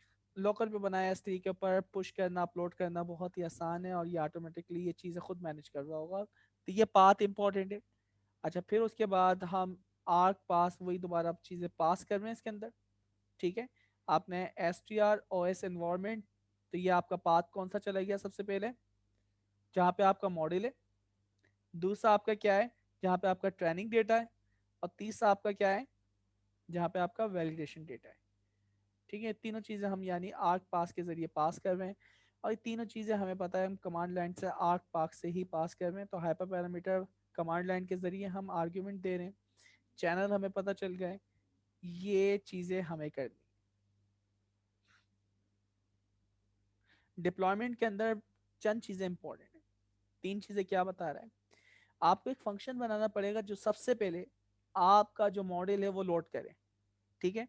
उसके बाद क्या करेगा, एक और फंक्शन बनाना पड़ेगा जो आपके इनपुट को प्रोसेस करेगा मॉडल को देने से पहले। तीसरा फंक्शन आपको बनाना पड़ेगा जो आपकी प्रिडिक्शन को रिटर्न करता है, ठीक है। Process prediction before they are return to the caller. ये 3 इंपॉर्टेंट फंक्शन हमें बनाना पड़ेंगे। ये चीज समझ आ रही है? 3 फंक्शन। डिप्लॉयमेंट, डिप्लॉयमेंट क्या है? जो आपका प्रिडिक्टर है, जब आप डिप्लॉय करते हैं अपनी, यानी जहाँ पे आपका सर्वर चल रहा होगा, जहाँ पे रिक्वेस्ट जाएगी, उसको प्रोसेस करके वो बताएगा यस या नो। उसके लिए आपको 3 फंक्शन बनाना पड़ते हैं कि मॉडल, क्योंकि ट्रेनिंग वगैरह सब कुछ हो चुकी है, आपका मॉडल रेडी है, आपका कंटेनर रेडी है, आपका आउटपुट रेडी है, तो पहली लोकेशन, पहला फंक्शन होगा जो आपने मॉडल सेव करवाया उसको नोट करो, और आपके पास जो अभी इनपुट डेटा आया है जो कि मॉडल में देना है उसको प्रोसेस करो। उसके बाद जो प्रिडिक्शन हो गई है, प्रिडिक्शन होने के बाद रिटर्न करने से पहले आपको डीसीरियलाइज करना पड़ेगा, ठीक है, सीरियलाइज करना पड़ेगा। तो वो आप यानी उसको करो, यानी वापसी उसी फॉर्म में लाओ जो CSV फॉर्म में था, जिसे बंदा पढ़ सके कि यस या नो, ठीक है, ह्यूमन रीडेबल हो, ना कि वो सिर्फ नंपाई एरे हो। तो ये चीजें आपको कुछ करना पड़ेंगी। तो ये किस तरह होगी ये इसमें बता रहा है। ओके जी, हमने ये चीज पढ़ी है कि ट्रेनिंग हमारा मॉडल सेफ होता है, और हमारे पास जो इनपुट डेटा है वो 3 फॉर्मेट में मैंने बताया था ना। 3 फॉर्मेट कौन कौन से थे? Text format, JSON format, CSV format, और numpy फॉर्मेट में भी हम डेटा को पास करते हैं। तो ये मॉडल आपका यानी क्या होता है, एक्सेप्ट उसको करता है, ठीक है। तो डिफ़ॉल्ट फॉर्मेट हम लोग यानी जैसन वगैरह को इस्तेमाल कर रहे होते हैं या फिर CSV वगैरह के सिविलाइजर वगैरह को इस्तेमाल करते हैं, ठीक है, कॉलमनार डेटा के अंदर कन्वर्ट करने के लिए।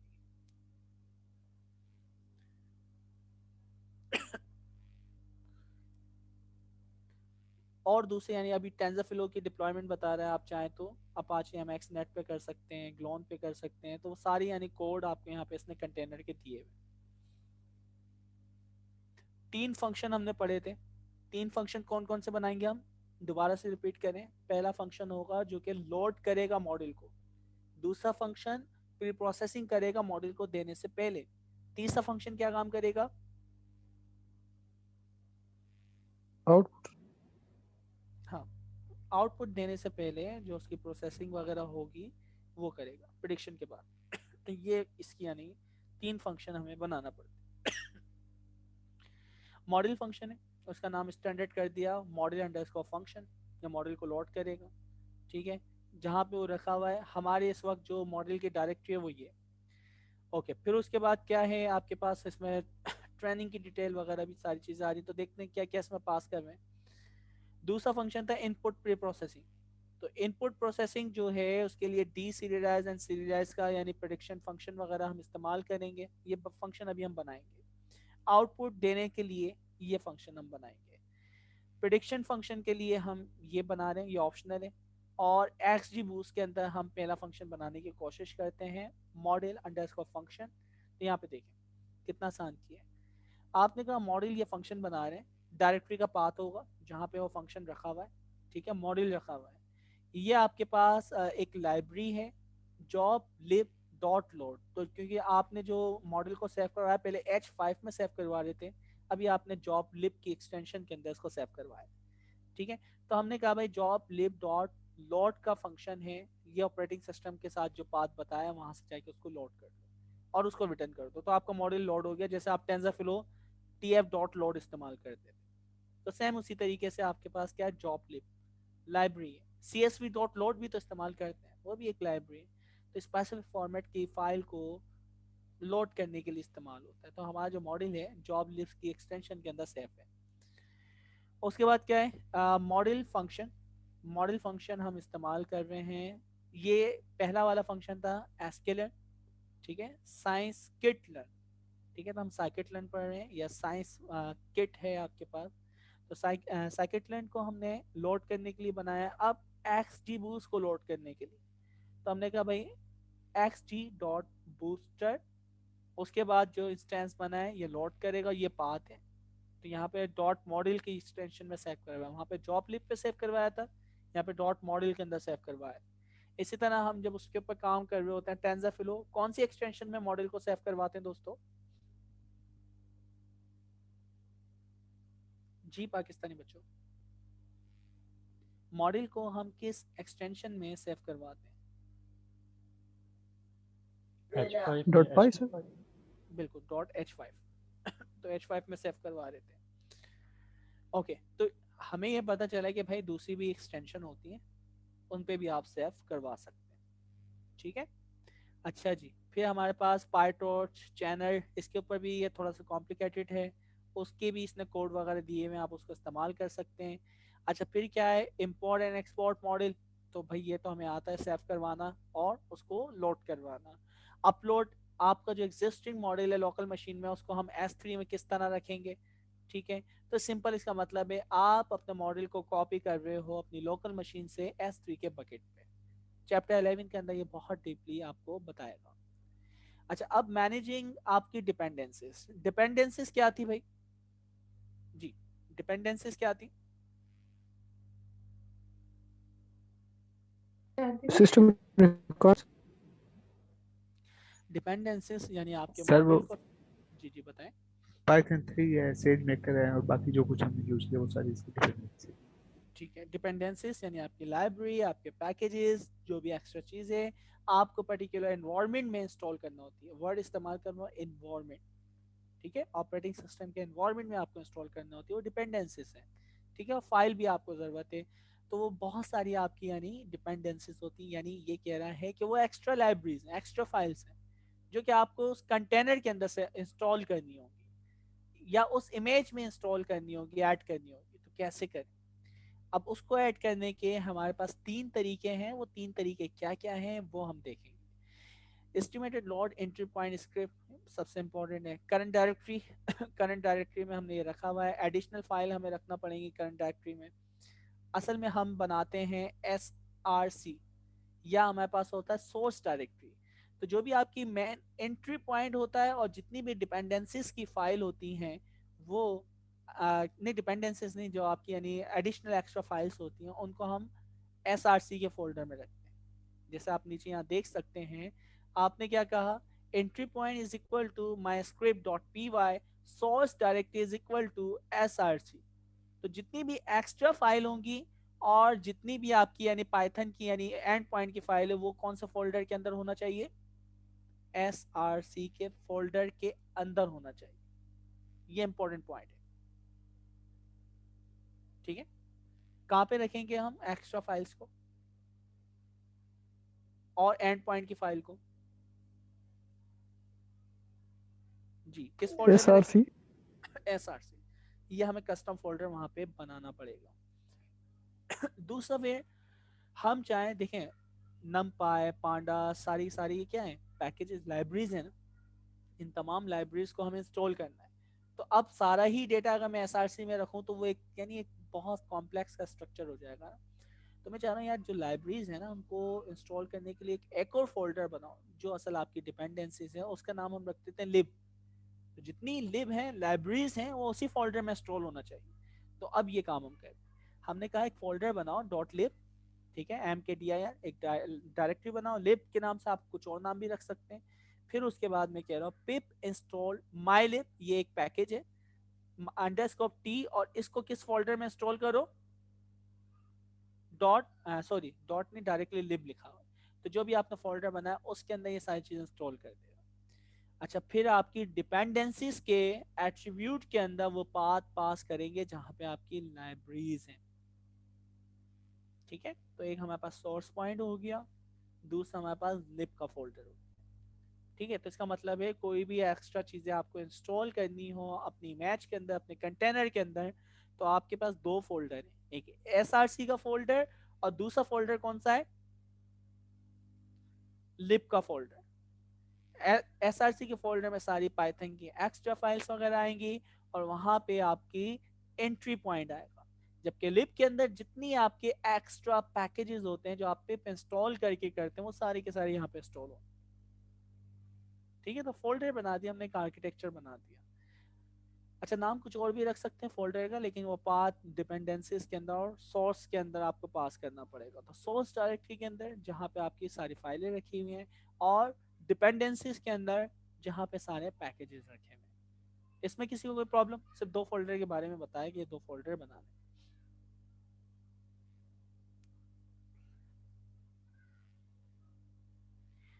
अच्छा जी, तो ये पहला तरीका था, ये पहला तरीका था। पहला तरीका, आप मैनुअली 2 फोल्डर बनाओ SRC और लिब के नाम से, उनके अंदर आपको सारे पैकेजेस रखने हैं। अब दूसरा तरीका हमें पता है, हम पिप इंस्टॉल से चीजें इंस्टॉल करते हैं, ऐसा ही है जी दोस्तों। जितनी चीजें हम इंस्टॉल करते हैं एनवायरनमेंट में, अपनी लोकल मशीन में भी आप जो इंस्टॉल करते हो पाइथन के पैकेजेस, वो कैसे करते हैं? पिप इंस्टॉल। यस सर, पिप। ठीक है, पिप इंस्टॉल। तो अब इसने क्या किया, एक अपना पैकेज बना लिया इंस्टॉल के नाम से, एक फंक्शन बना लिया, मेथड बना लिया, ठीक है, फंक्शन बना लिया। ये फंक्शन क्या करता है, सब प्रोसेस कॉल करता है सिस्टम डॉट एग्जीक्यूट, यानी कंसोल के अंदर जाके एक कमांड चलाता है। कमांड क्या चलाता है भाई? -m पिप इंस्टॉल, और उसके बाद एक वेरिएबल के अंदर जो भी आप पैकेज का नाम पास करेंगे, ठीक है। तो ये हमने अपना कोड बना लिया। कोई भी चीज़ इंस्टॉल करने के लिए आपको अगर जुपिटर नोटबुक के जरिए इंस्टॉल करना है पैकेज का नाम बता के, अभी आप किस तरह इंस्टॉल करते हैं चीज़ों को? लाइक मुझे कोई चीज़ इंस्टॉल करनी हो तो मैं क्या करूँगा?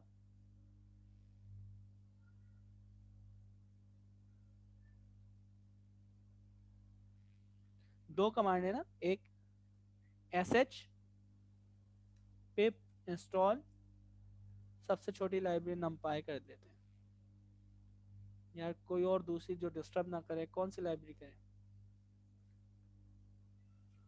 पांडास करें। ठीक है, पहली कमांड। दूसरा तरीका, पिप इंस्टॉल पांडास। ठीक है, ये यानी स्टैंडर्ड जुपिटर नोटबुक के, लेकिन पाइथन में तो नहीं चलेंगी। ये तो सिर्फ जुपिटर नोटबुक के सेल में ही ये कमांड चलती है। अगर मैं ये .py की फाइल में काम कर रहा हूँ तो वहां तो पूरी जिंदगी नहीं चलते ये कोड। ऐसा ही है जी दोस्तों, ये तो जुपिटर नोटबुक में चलाने के लिए ना। तो जुपिटर नोटबुक अगर आप पांडास के उसमें काम कर रहे हैं तो मैंने ये कोड लिखना या फंक्शन बना लेना, और उसके बाद उस फंक्शन को मैं कॉल करूंगा, कोई भी पैकेज का नाम बताऊंगा, उसको क्या कर देगा। आ रही है ना ये चीज समझ? जी दोस्तों,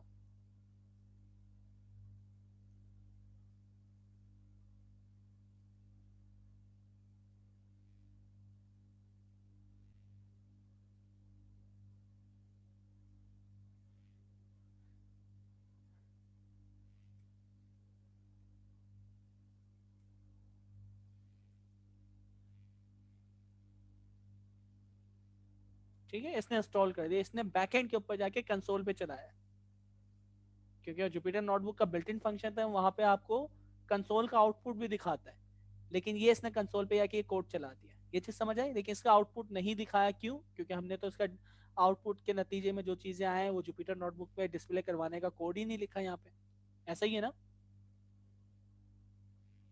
जी पाकिस्तानी बच्चों? क्लियर है ना? बस इंस्टॉलेशन का है, इतना कोई मुश्किल काम नहीं है। ओके, जब आपने ये दूसरी टेक्निक बना ली और उसके बाद अब जो भी जितनी चीज़ें आपको इंस्टॉल करनी है इंस्टॉल करते जाओ। इंस्टॉल, पहला पैकेज इंस्टॉल, दूसरा पैकेज इंस्टॉल, तीसरा पैकेज इंस्टॉल होते जाएंगे। तो दूसरा तरीका हो गया कि भाई आप डायरेक्टली सब प्रोसेस चला के बैकएंड के ऊपर कंसोल पे कंटेनर के अंदर चीज़ों को इंस्टॉल करवा सकते हैं। अच्छा, फिर नेक्स्ट हमारे पास तीसरा तरीका है, और वो तीसरा तरीका क्या? Docker file. डॉकर फाइल में जाओ, वहां पे डॉकर फाइल के अंदर जो नई इमेजेस हैं वो ऐड कर दो कि भाई ये पिप भी होगी, ये रिक्वायरमेंट भी होगी। पिप फ्रीजी वाला आपको याद होगा, एक कमांड थी पिप फ्रीजी, याद है?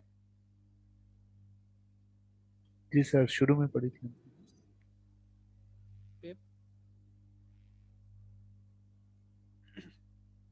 सारी आ जाती हैं। तो ये तो मेरे पास अभी थाउजेंड्स ऑफ यानी क्या लाइब्रेरीज पैकेज इंस्टॉल है। लेकिन जब आप नया कंटेनर बना के देखेंगे ना, वहाँ पे 3 या 4 लाइब्रेरीज आ रही होंगी जो आपने इंस्टॉल की होंगी।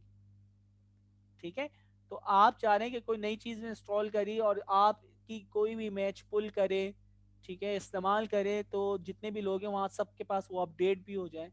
तो कुछ नहीं करना होगा, आपको अपनी इमेज को अपडेट करना होगा। तो इमेज को अपडेट करने के लिए आपको डॉकर फाइल में जाना होगा। डॉकर फाइल में जाके आपने वो चेंजिंग बतानी है, और उसके बाद आपने रीबिल्ड करते।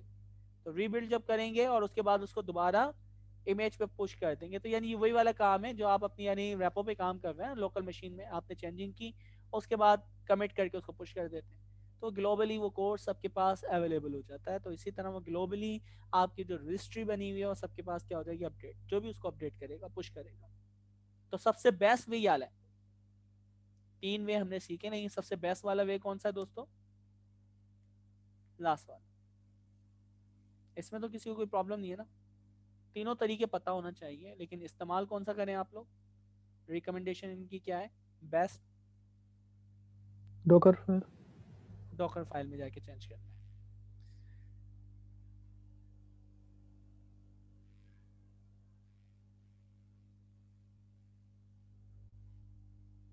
ये उसका कंटेनर वगैरह उठा के चला रहा है जो इसने बनाया है। ठीक है, एंट्री पॉइंट बता दिया, इमेज का पाथ बता दिया, और जो भी यानी चीज़ें आ रही है, तो ये थोड़ी सी चीज़ आपको चेंज करनी होगी। अच्छा, हम कौन से पेज नंबर पे इस वक्त? 36 तक हमें पढ़ना है ना? अच्छा, ये लाइब्रेरीज फॉर डिप्लॉयमेंट, ये कुछ चीज़ें बता रहा है। अब क्या कह रहे हैं, अब सारी चीज़ों को एक साथ करते हुए हम काम करते हैं। अभी तक इसने अलग अलग चीज़ें आपको समझाएंगे, टेक्निक समझाएंगे, कंटेनर कैसे बनता है, इमेज अपडेट कैसे होती है, पुश कैसे होती है। अब इन सब को मिला के एक साथ हम इस्तेमाल करते हैं ताकि हम एक कंप्लीट एप्लीकेशन पे काम करना जानते हो। तो कर रहा है क्या है भाई, सबसे पहले फ्रेमवर्क कोड हम करेंगे। हम हाइपर पैरामीटर वगैरह पास करेंगे, स्क्रिप्ट मोड पे काम कर रहे हैं लोकल मशीन के ऊपर। हाइपर पैरामीटर आर्क्स क्या थी हमारे पास, पार्ट्स आर्क था या आर्क पार्ट्स था, उसको इस्तेमाल करते हुए हम पास करेंगे। उसके बाद हम कुछ फंक्शंस बनाएंगे मॉडल को लोड करने के लिए, फिर कोड को लोकली हम चलाएंगे SageMaker कंटेनर के साथ, और हम जो कॉन्फ़िगरेशन कर रहे हैं XGBoost और TensorFlow के साथ करने वाले हैं। और क्या है, लोकल मोड यूजिंग एस्टिमेटर। तो लोकल मोड क्या था, लोकल पास करते हैं सिंपल, डिप्लॉय कर देंगे हम टेस्ट मॉडल के ऊपर।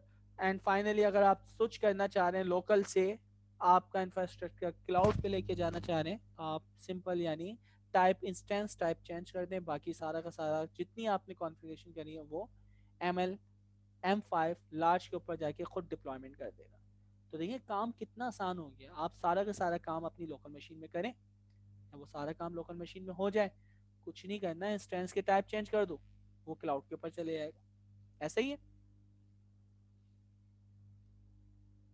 तो लोकल अपनी क्लाउड पे खेलना और लोकल पे खेलना कितना आसान है, सिर्फ इतनी सी चेंजिंग से।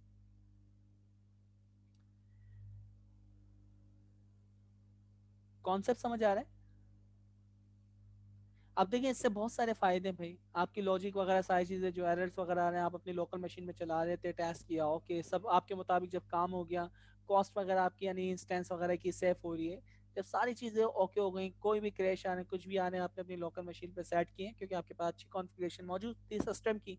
एंड देन फाइनली जब आप कहते हैं कि हाँ मेरा मॉडल अब इस काबिल है कि मुझे इसको डिप्लॉय करना चाहिए, ठीक है, तो जस्ट आपको इंस्टेंस की टाइप चेंज कर देनी और कुछ नहीं करना, तो सारी चीज़ें वो खुद मैनेज कर देगा। इसमें कोई मुश्किल दोस्तों? लोकल से क्लाउड पे ले जाने के लिए सिर्फ क्या चेंज करना है हमें, इंस्टेंस इंस्टेंस टाइप, ठीक है, इंस्टेंस टाइप आपका इंफ्रास्ट्रक्चर। ओके साइकिट के साथ हम कर रहे हैं, और बोस्टन हाउस जो हम पहले ही यानी एप्लीकेशन कर चुके हैं, देखें सारा वही कोड है जो अभी ऊपर हम करके आए, ठीक है, लीनियर रिग्रेशन है, ट्रेन स्प्लिट के अंदर तोड़ना, एरर्स वगैरह मुख्तलिफ हैं, मॉडल जो आपका था जॉब लिप, ठीक है, सेव करवाने के लिए इसको हम इस्तेमाल कर रहे हैं। आपने हाउसिंग का डेटा लोड किया, अब डेटा आपका चेंज हो गया, पहले वो मार्केटिंग का था अब बोस्टन हाउस का है, जो कि हमने चैप्टर 4 में भी डीप लर्निंग वाली जो किताब थी वहां से पढ़ा हुआ है Q2 के अंदर, ठीक है। तो सेम वही डेटा है, लास्ट कॉलम जो उसके प्राइस है उसका नाम इन्होंने मिड वी रखा हुआ है, तो ये आपके क्या थे, प्राइस थे, ये लेबल उठा लिया, या आपने इनपुट डेटा से उसको डिलीट कर दिया, ट्रेन और इसके अंदर स्प्लिट में तोड़ दिया, तो 10% जो डेटा वो टेस्टिंग के लिए, बाकी जितना डेटा वो ट्रेनिंग के लिए है। अच्छा फिर क्या है, रिग्रेशन, आपने नॉर्मलाइज करना डेटा को, नॉर्मलाइज आपको पता है x minus mean divided by standard deviation, तो सारे ही सारे आपने नॉर्मलाइज करना, नॉर्मलाइज आपने ट्रेनिंग को भी कर दिया, नॉर्मलाइज आपने इनपुट को भी कर दिया, और okay X train Y train, तो आपने क्या कर दिया, सबसे पहले रेगुलराइज कर दिया दोनों को, और इसी तरह आपने दूसरा वाला काम जो है ये टेस्टिंग और ट्रेनिंग पे भी होना चाहिए ठीक है। उसके बाद आपने टेस्ट डेटा पास किया और उसको प्रिडिक्ट करवा दिया, तो ये सारा से सारा काम है, बहुत आसानी से आप ये कोड चला सकते हैं। ये आपने मशीन लर्निंग का कोड किया है, कोड करने के बाद हमें क्या करना है, अब इसके जो आर्ग्यूमेंट हैं, जैसे कि आर्ग्यूमेंट क्या क्या थे भाई वो हम देखेंगे। इंपोर्ट आर्कवर्स, आपने क्या नॉर्मलाइज करना है, नॉर्मलाइजेशन बाय डिफॉल्ट आपकी क्या फॉल्स, यानी नॉर्मलाइज डेटा नहीं होता।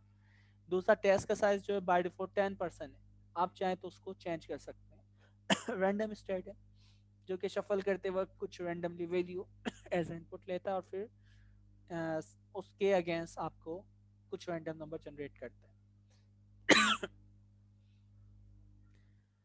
पार्स आर्क नॉस, ये क्या कर रहा है, आपके जितने भी आर्ग्यूमेंट्स आए कंसोल से, ठीक है, उनको रिसीव करता है, और उसके अगेंस्ट नॉर्मलाइज वाला डेटा इसने निकाल लिया, उसकी वैल्यू निकाल ली, टेस्टिंग वाला उसका साइज उसकी वैल्यू जो यहाँ पे पास करेंगे कंसोल में वो उठा लेगा, रैंडम स्टेट जो कंसोल में किसी ने दिया होगा वो उठा लेगा। उसके बाद डेटा क्या कर रहा है, लोड कर रहा है, लेबल कर रहा है, स्प्लिट कर रहा है, ट्रेंड टेस्ट के अंदर तोड़ रहा है, और बाकी ये ट्रेंड टेस्ट में जो तोड़ने वाला अब काम था वो वेरिएबल्स उठा रहा है।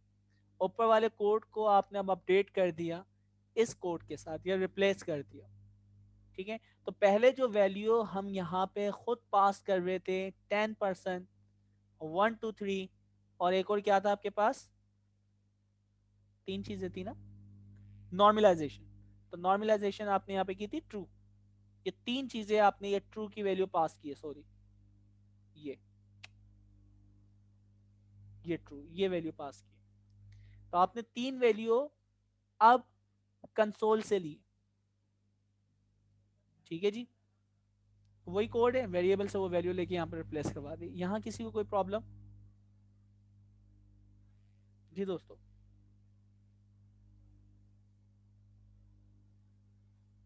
No sir. क्या क्या, ठीक है। तो ये चीज आपको आती है, पाइथन ही है, कोई इतना मुश्किल काम नहीं है।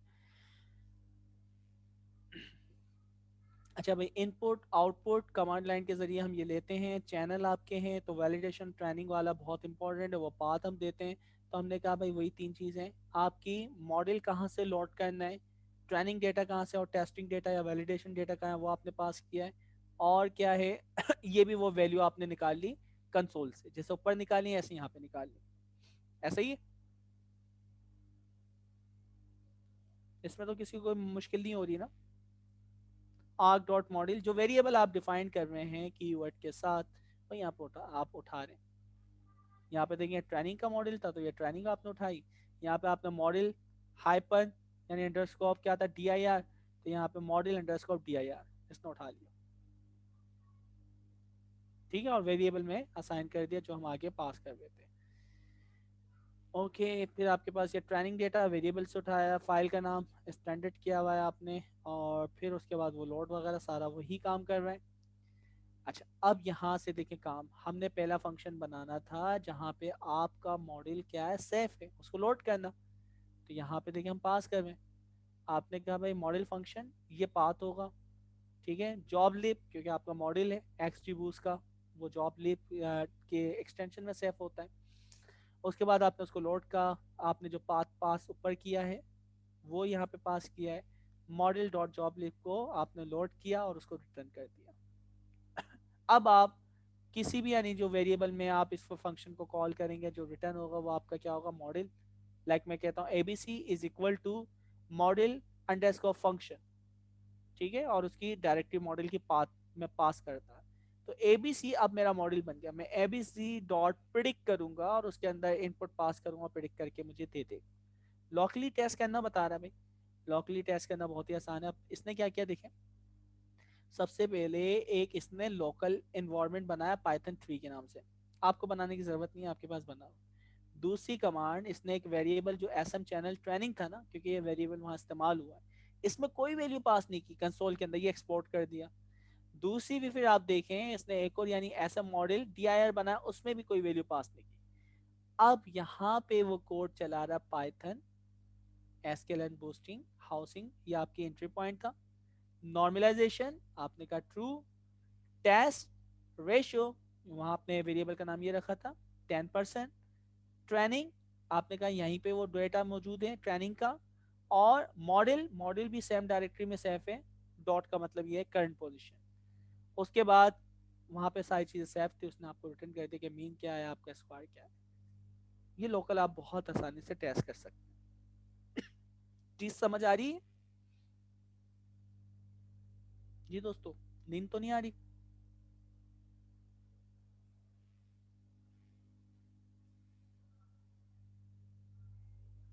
कोई इसको रिपीट करेगा हमने क्या किया है?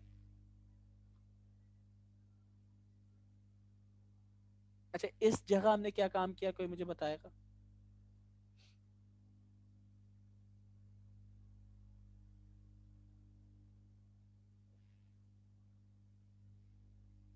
किसी से मैं पूछ लूं रैंडमली, या कोई खुद बताना चाहेगा?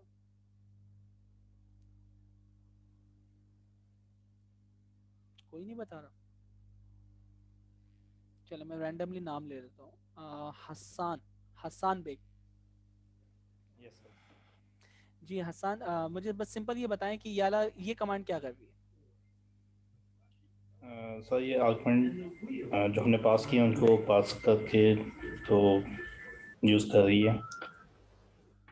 अच्छा देखिए, बेसिकली ये क्या कर रही है, ये कह रहा है वैलिडेट कि भी कर रही है। नहीं, ये असल में क्या कर रही है, ये कह रहा है कि आपके पास कंसोल में जाओ, कंसोल में पहली कमांड पास करना, आर्ग्यूमेंट क्या होगा आपके माइनस माइनस नॉर्मलाइज, उसकी वैल्यू ट्रू एंड फॉल्स में होना चाहिए, और डिफॉल्ट वैल्यू हमने नॉर्मलाइज इज इक्वल टू या स्पेस देके लिख दिया फॉल्स। ठीक है, तो ये कंसोल में ये पास कर रहा है। ठीक है, तो ये कंसोल में पास की जा रही है। Yes sir. और अब जिसने भी कंसोल में ये चीज पास की होगी उसके अगेंस्ट उन वैल्यू को हम यहाँ पे निकालेंगे। Yes sir. हसन सर थोड़ा वाला सा मिस हो गया था मुझसे, बाकी वो उधर से याद है वो जो आप कहते थे कि करंट डायरेक्टरी में काम करेगा, सही, ग्रेट। थोड़ा तो सा ये बता अगर दें कि आपको डॉट का मतलब था कि करंट डायरेक्टरी। जी, तो अगर आपको ये कमांड यहाँ पे समझ आ रही है ना, तो फिर तो आप समझें आपको लिनक्स आती है, क्यों लिनक्स की कमांड है, कोई आपने एक्स्ट्रा कमांड नहीं है। पाइथन के जरिए आप .py की फाइल को चला रहे हैं, उसके अंदर आप पैरामीटर पास कर रहे हैं, ठीक है, नॉर्मलाइज ट्रू, टेस्ट का आप पास कर रहे हैं 0.1, ट्रेनिंग का पास कर रहे हैं जिसमें आप पाथ दे रहे हैं करंट, डॉट का मतलब है, और मॉडल की डायरेक्टरी का पाथ आप पास कर रहे हैं, डॉट का मतलब है करंट जो भी आपका पाथ है। इसने क्या किया, क्योंकि ट्रेनिंग बोस्टिंग वगैरह सब कुछ यहाँ पे मौजूद था, कोड चलाया तो ये रिटर्न आ गया। ठीक है, ये कोड आप चला के देख सकते हैं, बहुत आसान है, बच्चों वाला कोड है ये, सेम रिजल्ट आ जाएगा सेकंडों में। अच्छा, अब क्या है, यूजिंग लोकल मोड। अब हम एस्केलन, ऊपर वाला काम क्या था हमारा, यहाँ पे किसको इस्तेमाल किया आपने, XG बूस्ट को इस्तेमाल किया है ना आपने यहाँ भी। ठीक है, टेस्टिंग करने जा रहे हैं, टेस्टिंग भी हो गई है। एस्टिमेटेड लोकल मोड पे हम क्या कर रहे हैं, लोकल पाथ वगैरह किस तरह देंगे। चलो भाई देखते हैं, देखें कितना आसान कर दिया इसने। ये फुल एक्सेस लाजमी डिफाइन होना चाहिए ठीक, आपके यूज़र को। उसके बाद ये आप यानी एस के यानी साइकिट लर्न का क्या बना रहे हैं आप, एस्टिमेटर बना रहे हैं या फिर फ्रेमवर्क को इस्तेमाल कर रहे हैं। आपने कहा एस्केलर जो आपने ऊपर इंपोर्ट किया है एंट्री पॉइंट का फाइल का नाम, रोल डिफाइन कर दिया, फ्रेमवर्क का वर्जन डिफाइन कर दिया, बाय डिफॉल्ट इंस्टेंस जो बनेगा एक काउंट है, इंस्टेंस की टाइप लोकल तो लोकल का मतलब है आपकी लोकल मशीन में चलेगा। आउटपुट पाथ जहाँ पे आपका क्या रखा हुआ है, मॉडल रखा हुआ है। हाइपर पैरामीटर जो आपने कंसोल में कमांड में पास किए थे, नॉर्मलाइज, ठीक है, देखिए ये आपने पास किए थे नॉर्मलाइज, रेशियो, ट्रेनिंग, तो ये यहाँ पे ये चीज़ें पास कर रहा है। क्या पास कर रहा है, सिर्फ ये दो चीज़ें पास कर, वहाँ तीन चीज़ें डिफाइन की लेकिन यहाँ दो चीज़ें पास कर रहा है, नॉर्मलाइज ट्रू, टेस्ट साइज 0.1, ऐसा ही है, क्योंकि आपका मॉडल का जो पाथ था वो इस वेरिएबल से उठा रहा है, तो यहाँ पे ये खुद उठा लेगा। एस के डॉट फिट ट्रेनिंग का पाथ बताया, और उसके बाद लॉग में जाके देखें तो ये कमांड बैकएंड के ऊपर इसने ये चलाई होगी। ठीक है ना, आप जब ये कमांड चलाएंगे तो बैकएंड पे आप देखेंगे तो ये आपको कमांड इसने पास की होगी। तो कितना आसान कर दिया इसने काम, कि आप इतनी लंबी कमांड लिख रहे थे, ठीक है, हर बंदे को याद उसके सीक्वेंस सारी चीज़ें पता होना, क्योंकि लिनक्स के सारे एक्सपर्ट नहीं होते, वहाँ पे इन्होंने इसको कितना आसान कर दिया। कुछ नहीं करना भाई, कोई भी जाएगा मॉडल डॉट फिट करेगा, देन ट्रेनिंग स्टार्ट हो जाएगी और आपको एक्यूरेसी वगैरह डिफाइन कर देगा डिप्लॉयमेंट लोकल पे डिप्लॉय कर रहा है भाई, आप देख सकते हैं एस के डॉट डिप्लॉय, काउंटर काउंट बता दिया, लोकल पे हो रहा है, और बाकी वही प्रोसेस है। ठीक है, ये वैलिडेशन यानी आपका डेटा टेस्ट करने के लिए कुछ है, आपने टैक्स या CSV फॉर्मेट में देने, प्रिडिक्शन यानी यहाँ पे पास की और उसका रिजल्ट नीचे पास आ जाएगा। तो ये आ रही है आपकी प्रिडिक्शंस। तो मुख्तलिफ घर के मुख्तलिफ प्राइस आ रहे हैं, तो ये आपको पता 1000 में 29,000 30,000 $28,000, ठीक है, और ये भी 1980 का डेटा है, तो इस वजह से ये इतने कम डॉलर्स में दिखा रहे हैं। बॉस्टन हाउस याद है ना, बताने की जरूरत तो नहीं है ना। जी दोस्तों,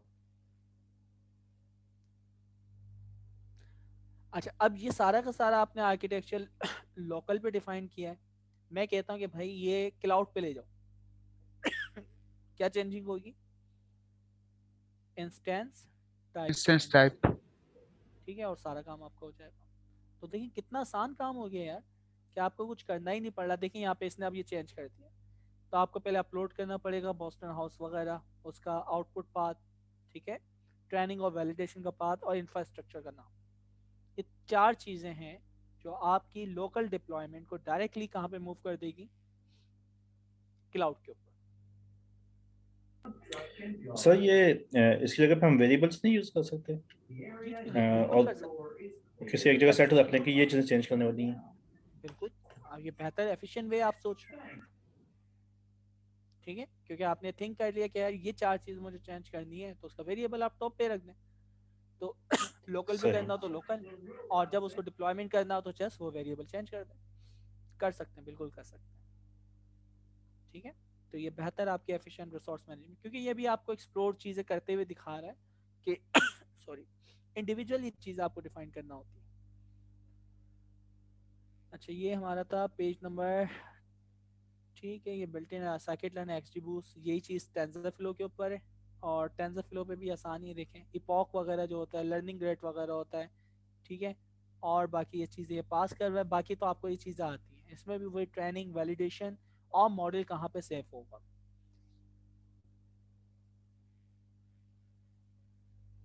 ठीक है, ये सेम वही है। इसको भी आप लोकल पे कर लें और किस पे कर लें, एमनिस फैशन के ऊपर काम किया। तो ये आपके 2 असाइनमेंट है। लोकल पे डिप्लॉयमेंट करना है, मैं नहीं चाह रहा कि आप लोग के पैसे लगें, तो आप डॉकर देखें हमने क्या किया है। सबसे पहले हमने सीखा कि हमारे पास फ्रेमवर्क क्या है या एस्टिमेटर कौन से।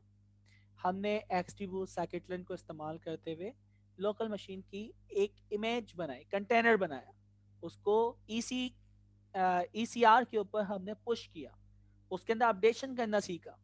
उसके बाद उसी ECR की यानी जो इमेज है उसको इस्तेमाल किया, और इस्तेमाल करने के बाद हमने उसको लोकल मशीन पे डिप्लॉय किया, ठीक है।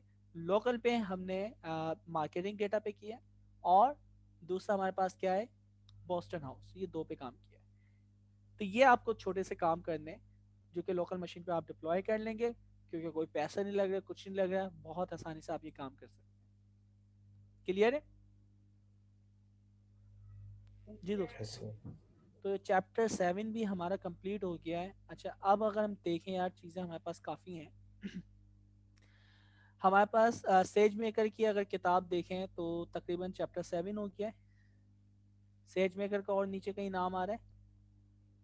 कंप्यूटर विजन देखेंगे चैप्टर 6 है, लेकिन किताब का नाम चेंज है। सेज मेकर के साथ इसको इम्प्लीमेंट करेंगे। अच्छा, फिर हमारे पास क्या है, हैंड्स ऑन ही हमें देखना है चैप्टर 7, ये भी कंप्यूटर विजन का है, ये भी कंप्यूटर विजन का है।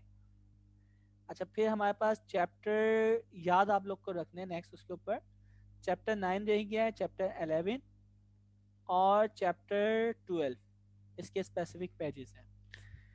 तो हम पहले सेज मेकर को कंप्लीट करते हैं, उसके बाद फिर कंप्यूटर विजन पे आ जाते हैं। सही है, ये चीज़ सही रहेगी? जी सर। ठीक है, तो नेक्स्ट में चैप्टर 8 शामिल नहीं है, तो चैप्टर 9 हमें करना और चैप्टर 11 करना है। अच्छा, क्विज का मुझे बताएं, मैं अनाउंस करवा दूं? पहला जो क्विज है चैप्टर 1 से चैप्टर 3 तक है। जी सर, वो कर लें, वो तो ठीक है, आपने और काफी टाइम पहले बोला था। ठीक है, और क्विज 2 जो है वो चैप्टर 4 से आई थिंक 6 तक है। तो 2 क्विज के लिए आप लोग रेडी हैं? ठीक है, यानी प्रिपरेशन करेंगे, चीज़ें आपने कर ली हैं, कवर कर ली हैं। तो जाहिर बात है जब आप बैठते हैं तो फिर वही चीज़ें आपको हिफ्स होती हैं पेपर के लिए जब पढ़ते हैं। तो क्विज 1 तो आपको मैं अनाउंस करवा दूँ फिर। ठीक है सर। ठीक है, तो इंशाल्लाह देखता हूँ जो भी डेट वगैरह होगी ग्रुप पे शेयर हो जाएगी, तो मैं आज उन लोग को कह देता हूँ, मैनेजमेंट्स को अनाउंस कर देगी। तो आज के लिए फिर इतना ही रखते हैं, इंशाल्लाह नेक्स्ट क्लास में मुलाकात करते हैं। दुआ में याद रखिएगा। अल्लाह हाफिज़। अल्लाह हाफिज़। अल्लाह हाफिज़। ओके सर, अल्लाह हाफिज़।